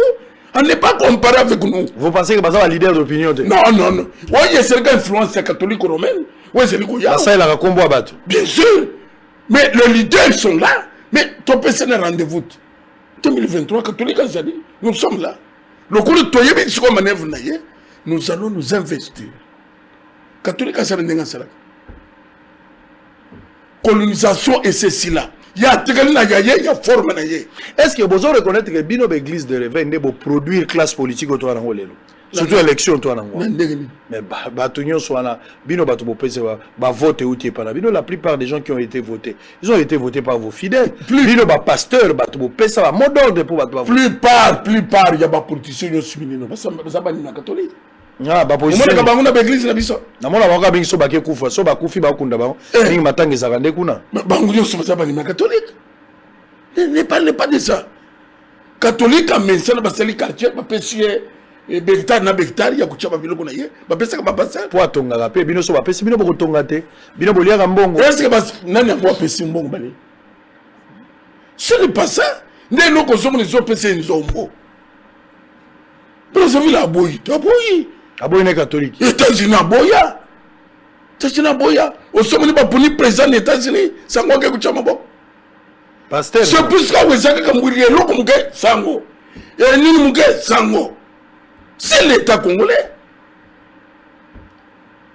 mais ce que loko wana ba mettre fin na yango ba comme tient en place na ba biloko nyonso donc au moins on reconnaître que catholique a embrayé ba processus électoral nyonso ko en 2006 heureusement que Kabila azalaki makasi soki Kabila azalaki makasi te nde asedaki na pression à catholique mais bien sûr catholique a bon même Kabila catholique a bon makasi c'est pour cela que aza kotanda ko catholique combien de fois akotanda ko catholique combien de fois non Kabila bano sambela catholique mariage samiti na lupango na ye akeneki na aboyi pe na catholique alors donc il ne faut pas oui Mobutu a fait partir le cardinal ici place il y a jeune père comme il y a ni comme il y a jeune père mais il y a aucune église le 25 décembre et sili c'était la colère aucune église de réveil ne peut se comparer à catholique à terme d'investissement c'est vrai que zolo bagé ba show le bakoti ba bâtiment en terme d'investissement catholique investit pour le bien-être de la population. Oh, bino bosala. Je te dis que catholique investit dans mon était mon catholique y a mon quoi l'État. Pourquoi on va pas ça bino te? Mais je sais puisque bangunde ba y a une influence ça. Biso tout ça la quitter. Catholique a tongi tout ce que vous voyez ça c'est l'État. Catholique a y a mon quoi. Catholique y a mon l'État. Catholique y a mon décider. C'est pour ça que nous sommes dans la nostalgie veulent. Et tu as libéla, ça nous dit son nom. Et tu as démontré à nous sango. Tu as dit tout ça qui est tout ça qui est mission. Même si tu as tout ça mission. Et je sais l'impeller tout ça. Ça prend fin aujourd'hui. Et après mission de mission. C'était fini. Aussi ici ma maman là. Bon solo li yango na famille. Non, ce n'est pas que nous avons le pouvoir sur les esprits. C'est les esprits. Tu dis comment on agite les gens.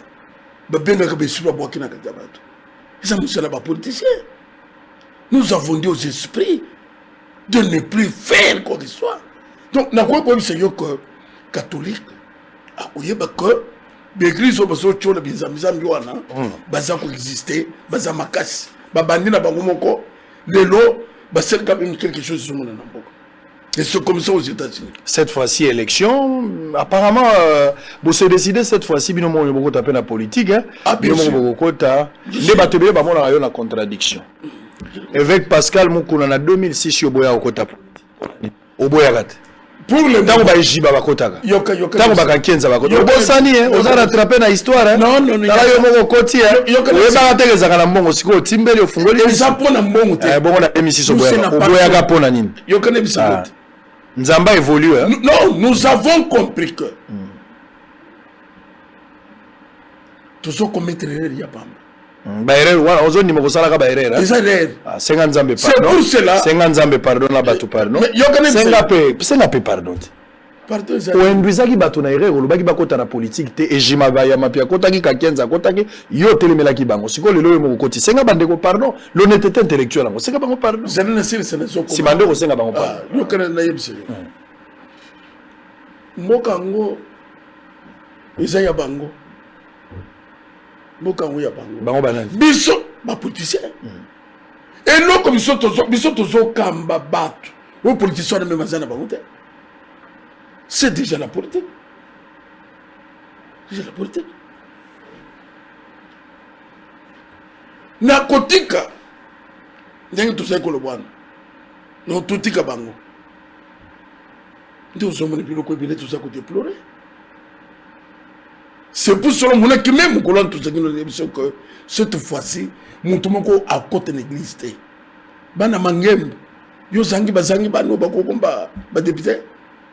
Bana ministère amen. Bazangi bana seka batozate. Et pas ya Barutika Songo, bato bakokomba ba député bazate. Même pas dioka bazate. Donc maintenant, tout ça qu'on s'investit. Ce qui n'a le bac que les gens me pardonnent. Pour le moment, de côté de sa banque, l'église est là. Catholique, c'est là. Je ne sais pas. Ils s'imposent. Mais ça peut s'imposer dans des gamins. Sans qu'on ait ça comme ça, à cause de la gratuité, de nous avons besoin de la manipulation, ils ne pardonneront jamais le président Félix.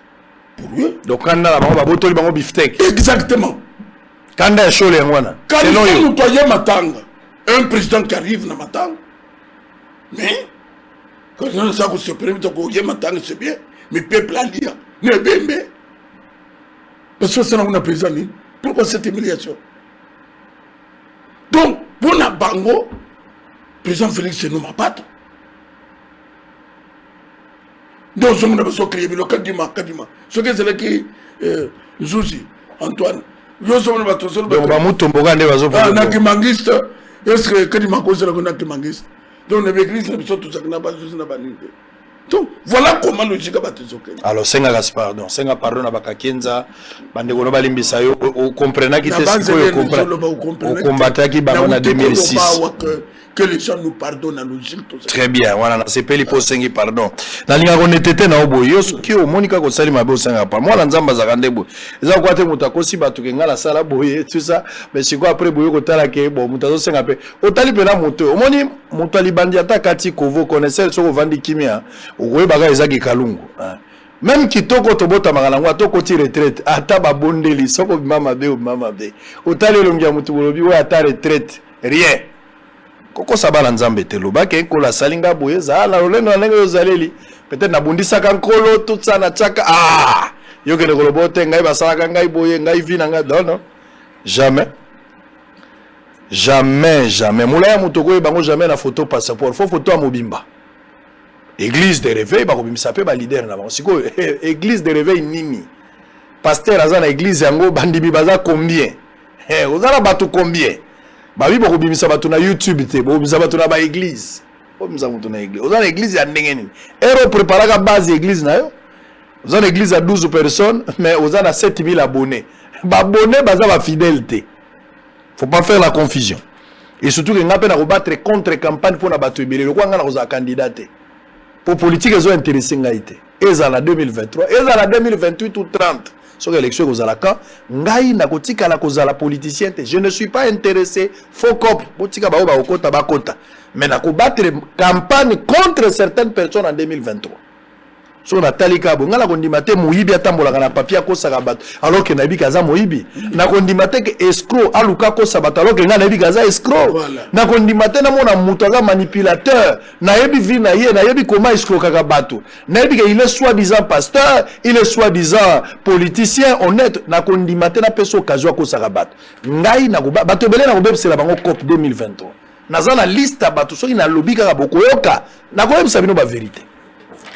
Nakondima yango te tango lobi kutu makambo mpela effectivement la kanisi qui depuis lobaki makambo mpela ezoko yoka na soute mais je pense également lobi naza la manifestation na kenda ki wana ya première dame makambo violence na habité mais président alingi mwasi na tovandi na kati président atangi kombo ya mama ata 5 fois mama pe atangi kombo ya papa ata 6 fois nazo bato so ezaki batour te bato balingani bolingo eza eloko ozomona mozo eloko ozoyoka mozomona te ezaka tendre époux ma chère épouse tendre épouse ma chère na mona discours kabo tout ça banini donc eloko etikalaki ezalaki kaka président lobatambola msa mama je t'aime ton maman lobana je t'aime mais c'est bon c'est un couple modèle en matière ya bolingo biso pe tokolanda na biso ngai ngala kokolanda lokola ngala zaki na mama na bino botala ndenge nazalaki na on va revenir pour terminer nazalaki na Goma nazalaki na Goma.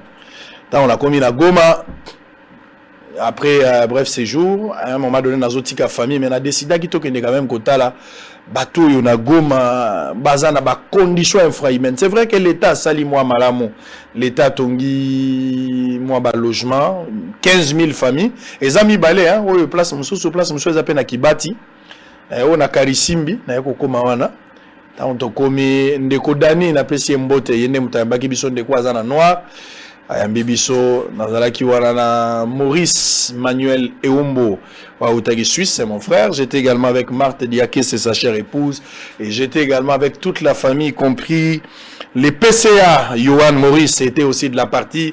Les biens interuniversels, c'est vivre pour les autres. Nous, monito tamboli to côté na kati 15 000 personnes, bato vivre dans condition infrahumaine. Wana mama sango, azako beta nzango na bana pona ko motiver bango, ezalaki une expérience vraiment hors commun là, c'est peu là kinango. Alors suivez un peu, ndeko azo expliquer biso les problèmes. Bo bengana ko kango mwa muke, on va revenir. Et là on a ko senga na bino, bo kabela bato bazana goma. Na bi ke pas César et belé un peu partout ba pas ses alliés.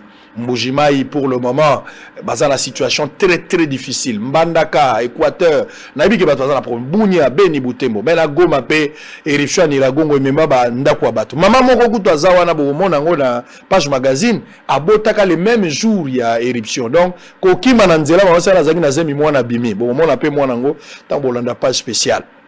Nakoti nakati toyaki place wana on a essayé de parler mon fils était en train de distribuer un peu de biscuits aux gens, c'était bien ma mwana ngoye mwana bozo mono abotami mokolo ya Niragongo oyo le 22 mai mwana oyo tango bazoki mama na ende alati vero pasi ya kobote ela ina kokima wana nde kosala que maman na ekobota mais bana bazola la museza te bazola la mwatumwa mabanga balarve wana banyati nyatiango mais bana wana bazola la na se ça fait mal. Faites du bien à ce genre-là. J'étais là, j'ai donné quand même quelque chose.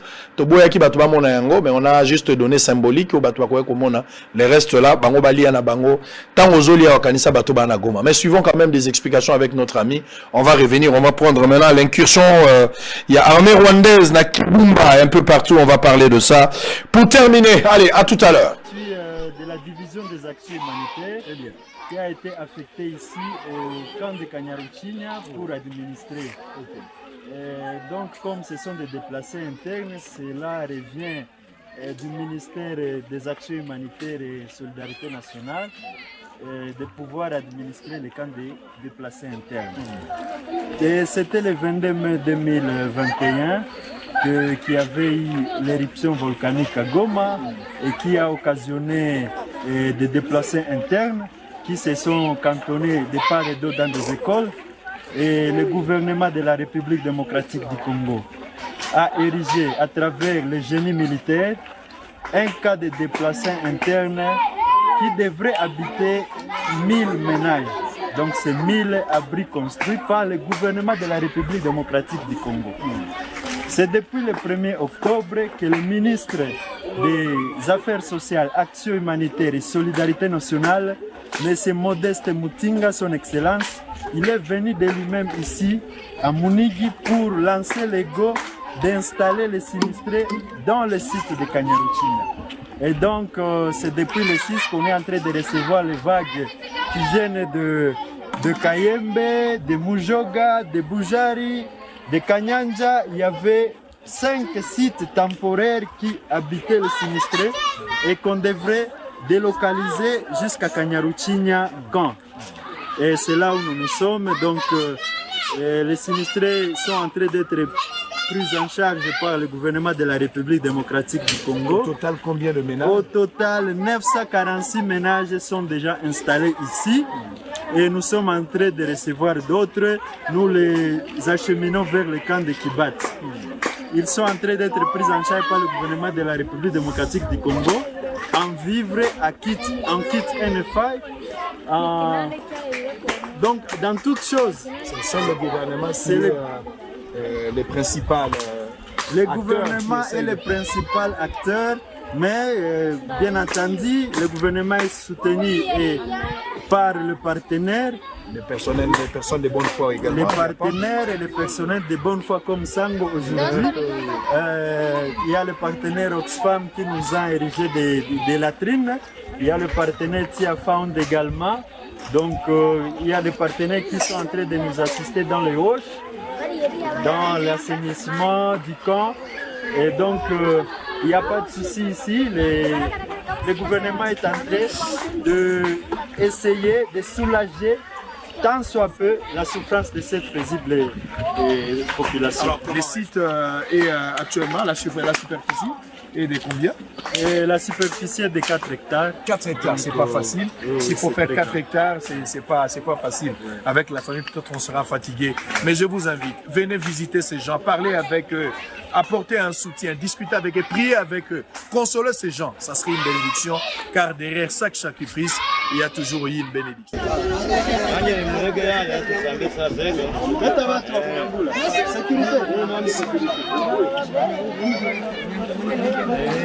Ce sont les amis. Ce sont les amis. Vous allez faire descendre et puis ici aussi il y en a. Oui.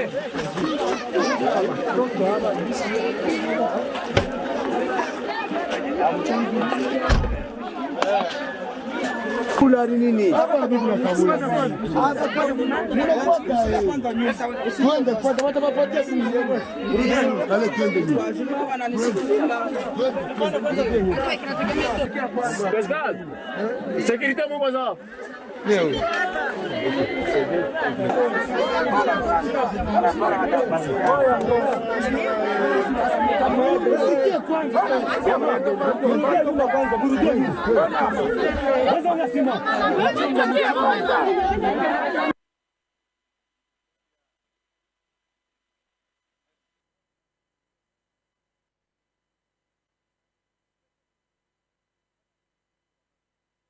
Pour prendre part à cette marche, il faut la DGA SNEL. Tant que DGA SNEL a l'ongoueté, parce que c'est vraiment quelqu'un qui a montré la limite dans sa politique. Je constate nazo mona incompétence notoire parce que nazo mona changement ezate. Ezala ba quartier mobimba kura ezala kate ekenda. Ma ezala kate pona moto a régie des eaux. DGA SNEL na déjà régie des eaux. Tous les mandataires babi malakota la bango bacha l'état na kisi déjà régie des zones azomi tuna est-ce que DG wana régie des zones déjà SNEL bacha l'état na kisi po balongo la bango te je ne sais pas so zaki na kisi il faut to sopa mai pour kisi wana longwa parce que courant izate parce que mai izalité mon colonie ni to la marche ya courant mon colonie to la marche ya mai pourquoi to la ngote pourquoi to la ka marche ya ba politicien mon colonie biso pe to ko benga politicien to biso to organiser marche na biso ya contre courant na yo pe yaka jour ni to sala yango tozo yaka ba politicien on a besoin de nous tout ça biso to ba loi biso le roi ba kiti mais jour ni biso pe to ko benga bango na marche na biso marche ya ram na lobaki na bilo déjà moi je suis pas pour la ce qui dani taxo ya ram yo ba benga ngo de mination quoi ngai nazali contre yango ngai nazo mona nanu bien fondé na ngote po niveau baza ko katela ngai awa unité nazo comprendre te trop c'est trop. Balobaki nanga ba okata na ne mais à chaque fois on a check crédit bango balongola kabo année yango pona bango zaka à chaque fois otiende ko maka année to zaka nazo comprendre te naza fatigué na makambo ram naza fatigué yango mona komi kaka ko activer mbala moko pona ko tika crédit te to komi ko vivre na ekenge kaka pona ram likambo ya communication même chef de l'état zo sala moi makambo na mususu na moni na ba intérieur wala il y a personne qui communique pour ça moto moka komeli nga lobi ata o mona ki chef de l'état sol na yeme pourquoi zo linga lobela makambo chef de l'état na ko loba ndenge nini bo futi mbongo te ngai nazo bula soki o futi mbongo na lobi o futi service te to koloba te ici y a pas la gratuité c'est à l'enseignement c'est pas ici la télé c'est l'argent. Vous avez des services, il faut envoyer des gens pour voir les chefs à travailler. Oh, il y a salibo que négocie la bola qui s'en a battu. Boza au salaire moto bolingini. Tout ça la bénévolat. Naza catholique te pour naza la bénévolat. Nazo ça l'apostolat. Vous payez l'argent au travail. La communication c'est l'argent. Ce qui chef de l'État sali banzela. Asali mwamaka. Navani na Goma pendant 8 jours atali sasi na yokite. Goma. Israël lobby Goma. Oui monsieur, j'étais à Goma. J'ai mis quiconque a défi même ma mouvement citoyen bazali. Atali sasi moko na yokite. Na Goma. Mais il y a quelques temps aussi, Nazaki na Goma, on tirait les gens à bout portant Nazaraki. C'est que je dis, Yann Moukendi, Précieux était avec moi. Ordi Moba lançait quelque chose. Roublin Bamba était là. Il y a peu de temps ici, Nazaki na Goma, on tirait les gens à bout portant. Mais cette fois-ci, Nazali, 8 jours na Goma. De tous les mouvements que je pouvais faire, aller là où on a tiré sur l'ambassadeur, aller vers Kibou. Lissa Siata Moko na yo quitté. Un problème sérieux de communication. Armée rwandaise à côté na Kibumba, c'était quoi au juste? Ça, il faut qu'on essaie aussi de fixer l'opinion sur un bon nombre de choses. Biso na Rwanda, tozali na limite kaka ya mabele. Kaka limite ya mabele. Nako ko yebisa bino makambo na lobaki na chef de l'état te koza lokola moi immaturité. Mais j'ai dit des choses. J'ai dit des choses. Je n'avais pas ma langue dans ma poche. Et je continue à le remercier pour l'attention. De même, si on a écouté na Fayoulou, na Koyebi, c'est Makam. Ceux qui ont écouté na Katumbi, na Koyebi, c'est Makam. J'ai eu la chance de voir Katumbi une fois. Le président de l'ensemble. Et puis après ça, il y a Ebisaki et puis Makam. Les jours où je trouve Kabila, l'ancien président, je vais lui dire des choses. Moi, je n'ai pas d'amis. Si je trouve une occasion, je vais vous dire avec beaucoup de respect. Parce que je suis un petit monsieur. Avec beaucoup de respect, je dois dire la vérité. À Kibumba, basoda ya Rwanda, bayala osoma biloko pe pa na biso. Nenga ya biso pe bakatsaka. Parce que zaka mabele, eza na mur te. Toza na borne te le côté. Basoda balongwe kuna bakoti pour basomba biloko. Illégalement, bien sûr, tant bakoti, bazo somba mo biloko, mais bazo botola pe biloko batuna mo makasa, ça crée l'insécurité. Et la population voulait réagir autour de ça. Bango babandi ko beta masasi pour na ko se sauver. Population la biso tanga zola na bango zo beta masasi, créer panique, armée pas bandi ko réagir. Et la carte de réaction, on a des militaires rwandais batikali par la biso. Ba bloqué bango. Bango peut ba kangi pe soda mo ko pas la biso. Pe pas la bango. Maintenant il fallait des négociations pour libérer, mais en même temps ba tire. Ils ont ko beta balle réelle, mais pas à bout portant. Voilà pourquoi il n'y a pas eu perte en vies humaines. 34e région militaire a répondu favorablement à cette attaque. Israël Ozolo Bamakambu, oui, je viens de Goma, j'étais là. Chez la Kibumba n'est pas loin, j'étais là. De Goma à Kibumba, c'est à peu près 45 minutes. Il n'y a pas eu grand-chose. Je parle aussi sous contrôle, il y a commandement. Je connais ce que je suis en train de dire. Mais on a Kinshasa, et comme tout ça, non, quand on a tiré, on a tué. Si on n'a pas tué, on n'a pas tué. À Beni, il y a l'insécurité. Mais à Goma, pour le moment, il y a quand même la calme. À Beni, il y a l'insécurité dans certains coins. On entre dans Banda, portant. Mais tant que vous pouvez babomiter, le bas peut babomiter. Ceux qui peuvent babomi. Comme à Kibumba, j'étais là. Fausse alerte.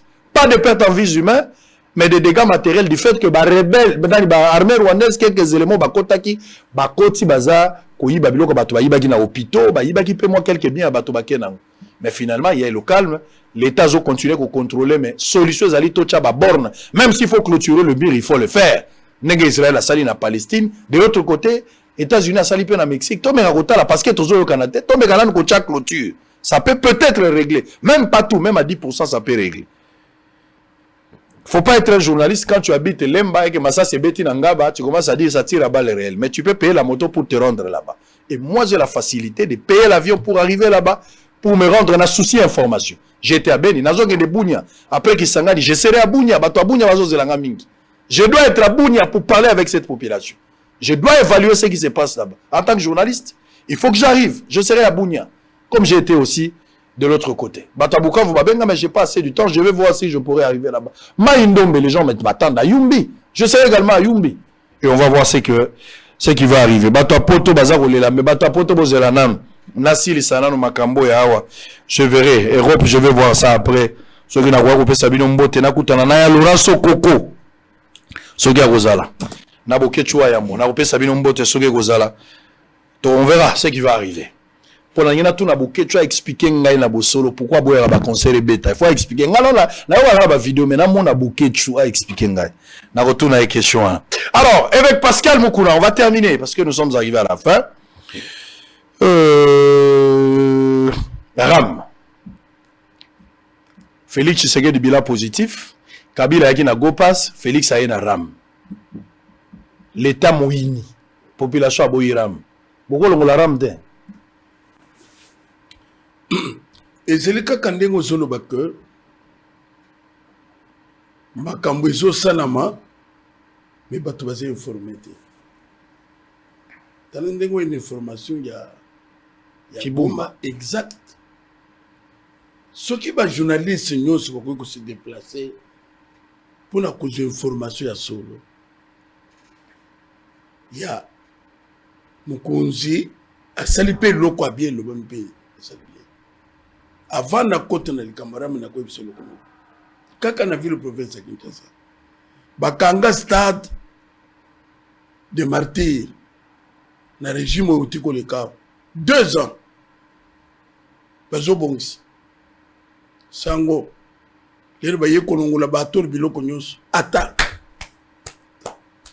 kaka bampoule ba changer ki ba mingi ba changer ka bampoule 2 ans 2 ans hmm. N'a quoi contredire ngai. Tomi tourni 2 ans, ils allaient à Nini. Bon. Électricien, il fallait changer d'ampoule. D'ampoule, le gars qui va changer. Président Félix, ça y est, Bakangi, stade 6 mois. Pas 2 ans, 6 mois. Le Bafongoli stade. Standing à poto. L'accent à nos précieux, j'étais là sur place. Précieux Mouyoko, le directeur technique, mon premier fils. Il m'a beaucoup manqué. Papa, tu reviens quand papa est là. Allez, papa est là. Fais ce que tu as toujours l'habitude de faire. Allez, allez-y. Sagara Nanzoto Molimo Simba. Standing, il y a poto. Qui en parle? C'est le côté. Il y a moi la stade Angouane. Donc, il faut te la bakite. Il faut te la biloko basali. Na 6 mois. Moutouana, azo salaka il côté. Nazo kanaram. Versière, on est dans mon qui versière, wana. Dans mon versière, na kantika lokwa moi Allemagne, moi France. Bakiti ne bache place nyo sote. Faut passer versière yango. Nazo musale zoko. Dans la versière. Musale zoko ba. Chilumbu chwa bwany. Okay. Donc, c'est azo salaka il côté. Ram. On a vu que bawo bayaki na wo. Binope boy na ram. Félix y na ram. Mais sango. Ram est bandi le loté. Telle information ils ont manqué dans la population. Félix y na ram té. Félix a coûté ram. Ram. Makambo ils ont voté en 2002. Banani va voter ils ont parlement. Ce sont les députés. Sango, na loi 014, l'article 21, Ramezawana, Ramezele registre des appareils mobiles. C'est-à-dire que l'herbe a créé RPTC. C'est lui que, à bande qu'on créé, le lengekan, me foot. Na comme foot one ressources ordinaires et extraordinaires. Ramazan a 4 ressources ya RPCT. Ba créer yango président Félix Nano ayete. Premier ministre Lukamba. A signé qui décret. Yaram. L'éviter. Non, mais avec ezala ilungamba muta signaki. Donc tolo ba soki ilungamba signaka contrat babando boma batu. Bino tango boye bolobite bisote. Tozo boma po ilungamba salaka. Nazola le banoke. Président Félix yena ram. Ndé nazo tele c'est que président Félix muto yena ram té. A coutu le Cameroun mais c'est ça depuis 2002. Ndeko musito a traité qui makambo ya ram. Même ndekunanga Goigalo traité qui makambo ya ram. Ilukamba ye aye kusigner décret. Donc eza pona kuteli sabatu ke rame bandi na Félix rame bandi kala. Na banza que na likanso ya ngai. Kono bakira me kouf. Je suis pas d'accord avec vous. Ah, mais vous êtes libre, c'est la démocratie. Ayoka. Hein? Ram partout au monde. Au Tamboulaka. Ce qu'on télévision montre, comptage bandi. Ce que vous commis, bambo que sont vivent na batax. Ah, mon problème c'est qu'il que c'est lui qui vulgariser ma message. Pour battre, comment ils ont salam. Et puis bon, ils ont qu'un de wapi. Ils ont qu'un de wapi. Ce que c'est lui que, ils allaient là, il y a $1 par exemple par mois. Bazo zomout. Ma bezate. Mon ils ont qu'un de wapi, ils ont salué sa population. Mais taxe, naza comme c'est que ce qu'on commis dans Mboka Potolelo, papa au Koukam, Nathan au Mobutu. Et c'est là que parfois moi taxe, bah continue na carburant, les besoins sont ma carburant. Bah continue par exemple na facture Yamaï. Na Goma ba chaki ba taxe pour batonga banzela Goma. Le gouverneur Palou l'a fait. Voilà. Alors, Ram ce n'est pas que ça m'a payé. Mais bazo katelande ma bé avec. Ndé no connaissons pas. Il y a RPTC, afin de tout na bande de communication, bozo kata ndenge nini. Mais qu'on prélever quelque chose, n'a pas même la télévision, mais ça qu'on prélever. Mais ah ouais, pas na biso, bah ça là, taxe foncière. Foncière, ben expliquer batute, batubazo yao, tu les taxes foncières. Papa mon roi ça comme machette. À ce machette pourquoi? C'est parce qu'il n'est pas informé. Donc, ça mon a commission que Ram, ils allaient féliciter. Ram basaraka on attend wa Kabila. Bako kolongola on a noté pour Félix a fouti biso na noté. Est-ce que Félix a kolongola na no Ram te en attendant tango vie ko komba bieto bandi ko liande to futa taxe. Siko ka ne bandeli boy. Na ko tolo yo. Siko ne baso ke butonga bandako. E butonga banzela. Banzela tonga magana ba taxe. Mais moko vraiment ils ont un problème. Siko soki ba taxe c'est le gars baselo. Bolongola ngo. Siko bozolinga batonga mboka na nini? Puisque mboka nyonso sont tonga na ba taxe. Non, c'est pas bien. Na base que musala biso tozana ngo attaquer ba leader d'opinion ndere réseau salam. Ya soki ezeli ke loko tala même ba député ba voter loi. Le loi ba komi ko le ministre voilà escroc. Mais ba zo bo sere ke ba ngonde ba voter kan. Ministre est escroc. Na loi wo ba député ba voter. Donc et ça pour peut-être ce que ça problème il y a communication. Il y a ce que c'est que logo ezali sango yebisa batu boy. Obandi ko yebisa population loko ndenge ezali ba yeba. Le lo ezakaka ram mama nyonso na cité ezakaka ram ram kende.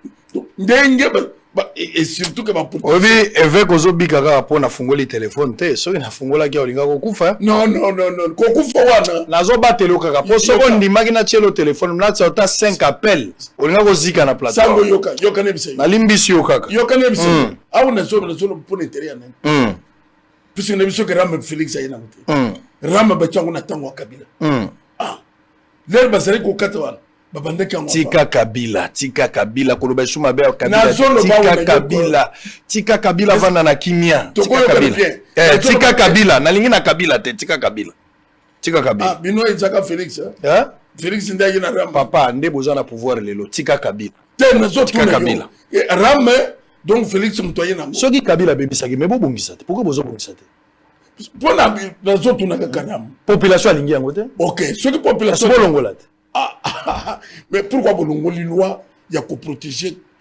ancien président na oya boso na mais bino ba poser la pouvoir bo corriger ezali parlement corriger mais ça c'est grave bo corriger ezali parlement muto asala kili kameram tele sike c'est que information sur le côté loi 014 21 ils ont bel kameram tanga que constitution anatanga kate non na solo kende ko tanga yango mais ce quoi ils ont yali kamya bobongisa banni beso bongisa le kamouti na parlement parce que c'est ce que bobongisa ba yebisa ba parlementaire qu'avant ya ko voter loi ce que vous voter yango vous pas pourquoi vous voter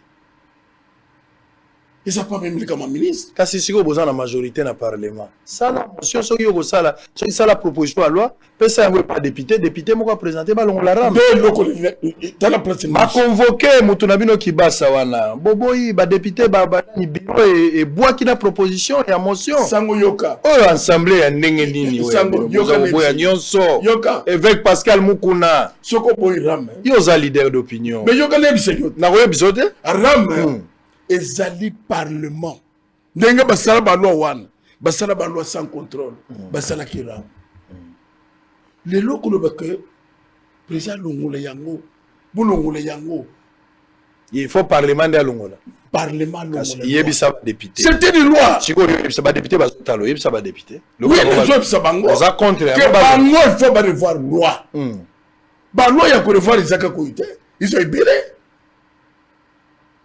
Et ça problème il y a pas mes ministres et ça problème il y a parlementaire ah aux organisations c'est que ba parlementaire bazana na problème il y a quoi de sous na ba église pour na ko voter ici et ça bango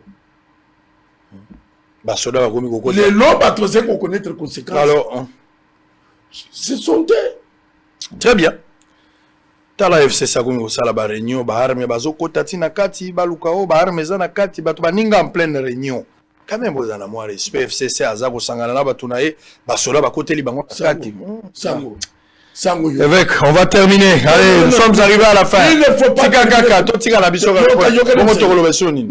Totika ba pratique on est antidémocratique. Coutinho Fernando. Les gens makamando ce n'est pas eux. Ba copier ces leçons. Coutinho Fernando bayaki ba boaki a boaka. Tokangé na minduki. La scène à prison. Il se plaint de quoi? Ban kutu basana chance. Ba kuti minduki te. Ba boaki a boaka te. Tika. Na comprendre que Momo Banga Fayoulou en 2023, c'est ce que j'ai compris.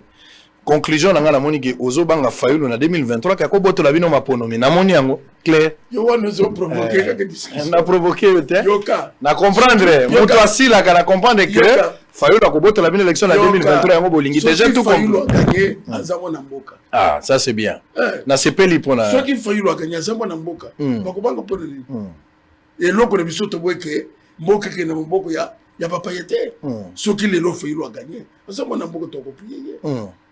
Que le meilleur gagne. Vous avez la même énergie, soit il Fayoulou a gagné ou se pela paix? Ne se pela paix. Et ça les cambo tribalisme te. Et ça les cambo ya o ya zu. Mais moni que Fayoulou aza sur Dakar te a vimbi hein. Ku vimbe lingo be. Bateau ya sali mobilisation wana suka. Mobilisation Congo. Même yo, au Kenya, bateau na bayeli suba. Ça ngo. Blanc, plus blanc que neige. Totombola maboko kala, tout ça exercice. Totombola kala. Avec Pascal Mukuna na luli chemise oyo. So ba sele na luli papa. Ngai mona na yo. Na lobeli président makambo na bangi te na yebisi ye. Bongo na boya ko yebisi yo ke chemise oza kitoko pe oza lokwa bébé. Vrai ou faux ou tiko yebisa ngai awa que Ram, eza problème ya Félix Tshisekedi eza problème à parlement. Parlement. Vrai ou faux yebisi ngai so Fayoulou azui o sepela po aza congolais mabende mupayazo. Asa mwana mboka. Vrai ou faux tiko yebisa ngai makambo ya gratuité so rezo simba te combat eza catholique po ba botoli bango beefsteak na bango. Ba bakisina ba yekoli ba ekole ba maître ya lukuta. Vrai ou faux lobby cette fois-ci tango élection ko sala mabino église de réveil bo pesa ba député na bino boliki ba paya ba kota l'église te. Exactement. Vrai ou faux sengi quand même moi pardon na bana nzambe surtout mingi na ba politique ya bino kala bana nzambe ba kota ka ba ijiba ya mampia pas personnellement mais dans l'ensemble parce que bo comprendre que bo tikeli ba tomusu politique ba sakani nango OK bino moko il fallait bo aider pays qui ndali boso. Bien sûr. Vrai ou faux et bisinga ya wa que même bana pour la gratuité ndenge bana basali marche wana ezaka catholique to FCC batwaza na manipulation politique. Manipulation politique. Très bien. Motema la peto blanc plus blanc que neige lavé dans le sang de l'agneau je sais plus blanc que la neige. Et kendaki au Capernaum pe a sololi na moye koliwaye avec Pascal Mukuna. Tolobi na bango kimia. Ah, tolobi mutasambaka na malobate atelonge fundaka. Mamelo, il faut bondima pe bo consommer. Po motuna na bande ko tuna bino. Po na nini mobola so akomi na mbongo yaka monene. Eza po aliera biloko amona na TV. Ba mangousta, ba crème, azoli yango na kanda. Bosso le Sili, on va se retrouver demain à la même heure pour le même plaisir. Papa Zongi Nzale Sili. À très bientôt.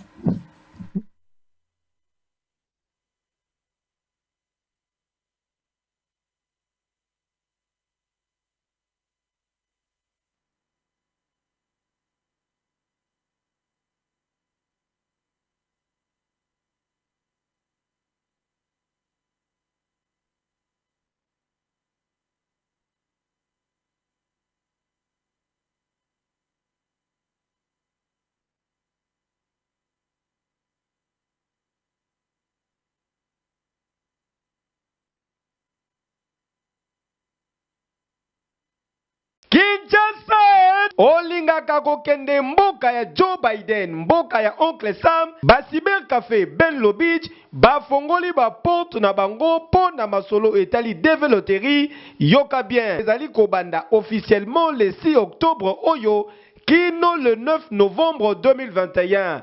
Papa, maman, jeune fille, jeune garçon, les cas déjà mbango et pas professionnel ya masolo ya developeri veut dire Basiber Café Ben Lobich Pokuna oza déjà na 1000 chances ya koganye. Tozali kosenga na bino boyeba ete DV Loterie ezali kobeta makaka na moto azali na passeport biométrique en cours de validité. Na yango wana soki ozali na posa kobeta DV Loterie eke ozali na passeport te, kimambangu na cybercafé na biso ezali en face ya Hôtel Phoenix na Bon Marché, équipe na biso ezali wana eko accompagner pe kosunga yo pour que o participer na DV Loterie na ndenge oyo esengeli selon les normes. Yoka lisusu eloko oyo oza na intérieur ya pays na ba province to pe libanda ya mboka à travers numéro WhatsApp oyo ezali affiché.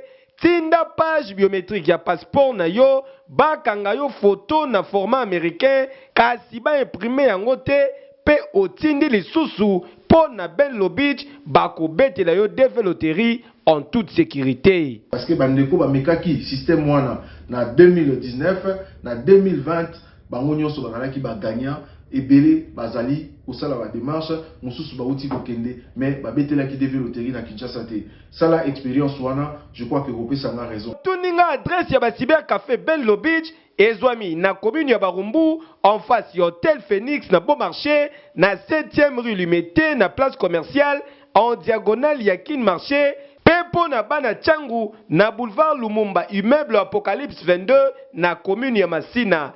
Cybercafé Benlo Beach, professionnalisme nde salaka différence. Bokeseni ya mai na mafuta.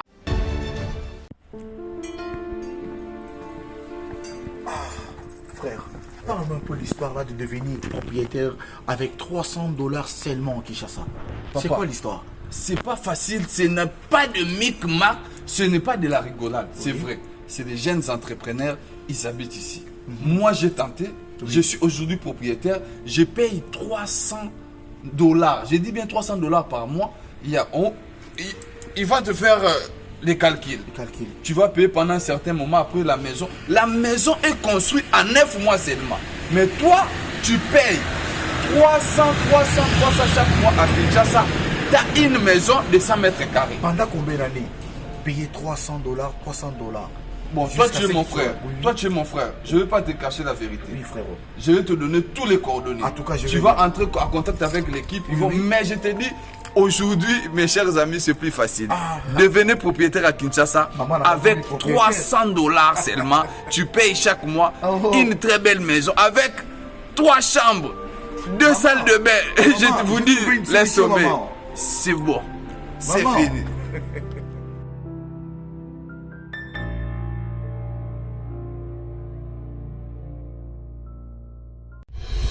Une occasion à ne pas rater. IFOD, la société de microfinance de la Cinco, vous offre le taux le plus préférentiel du marché, jusqu'à 10% d'intérêt lent pour tous vos dépôts à terme. Vous avez également la possibilité d'obtenir les intérêts échus mensuellement selon le volume de vos dépôts, en dollars et en francs congolais. Avec IFOD, faites vos dépôts à terme, bénéficiez du taux préférentiel et réalisez des grands projets. Offre disponible dans toutes les agences et points de service IFOD. IFOD, au service de tous.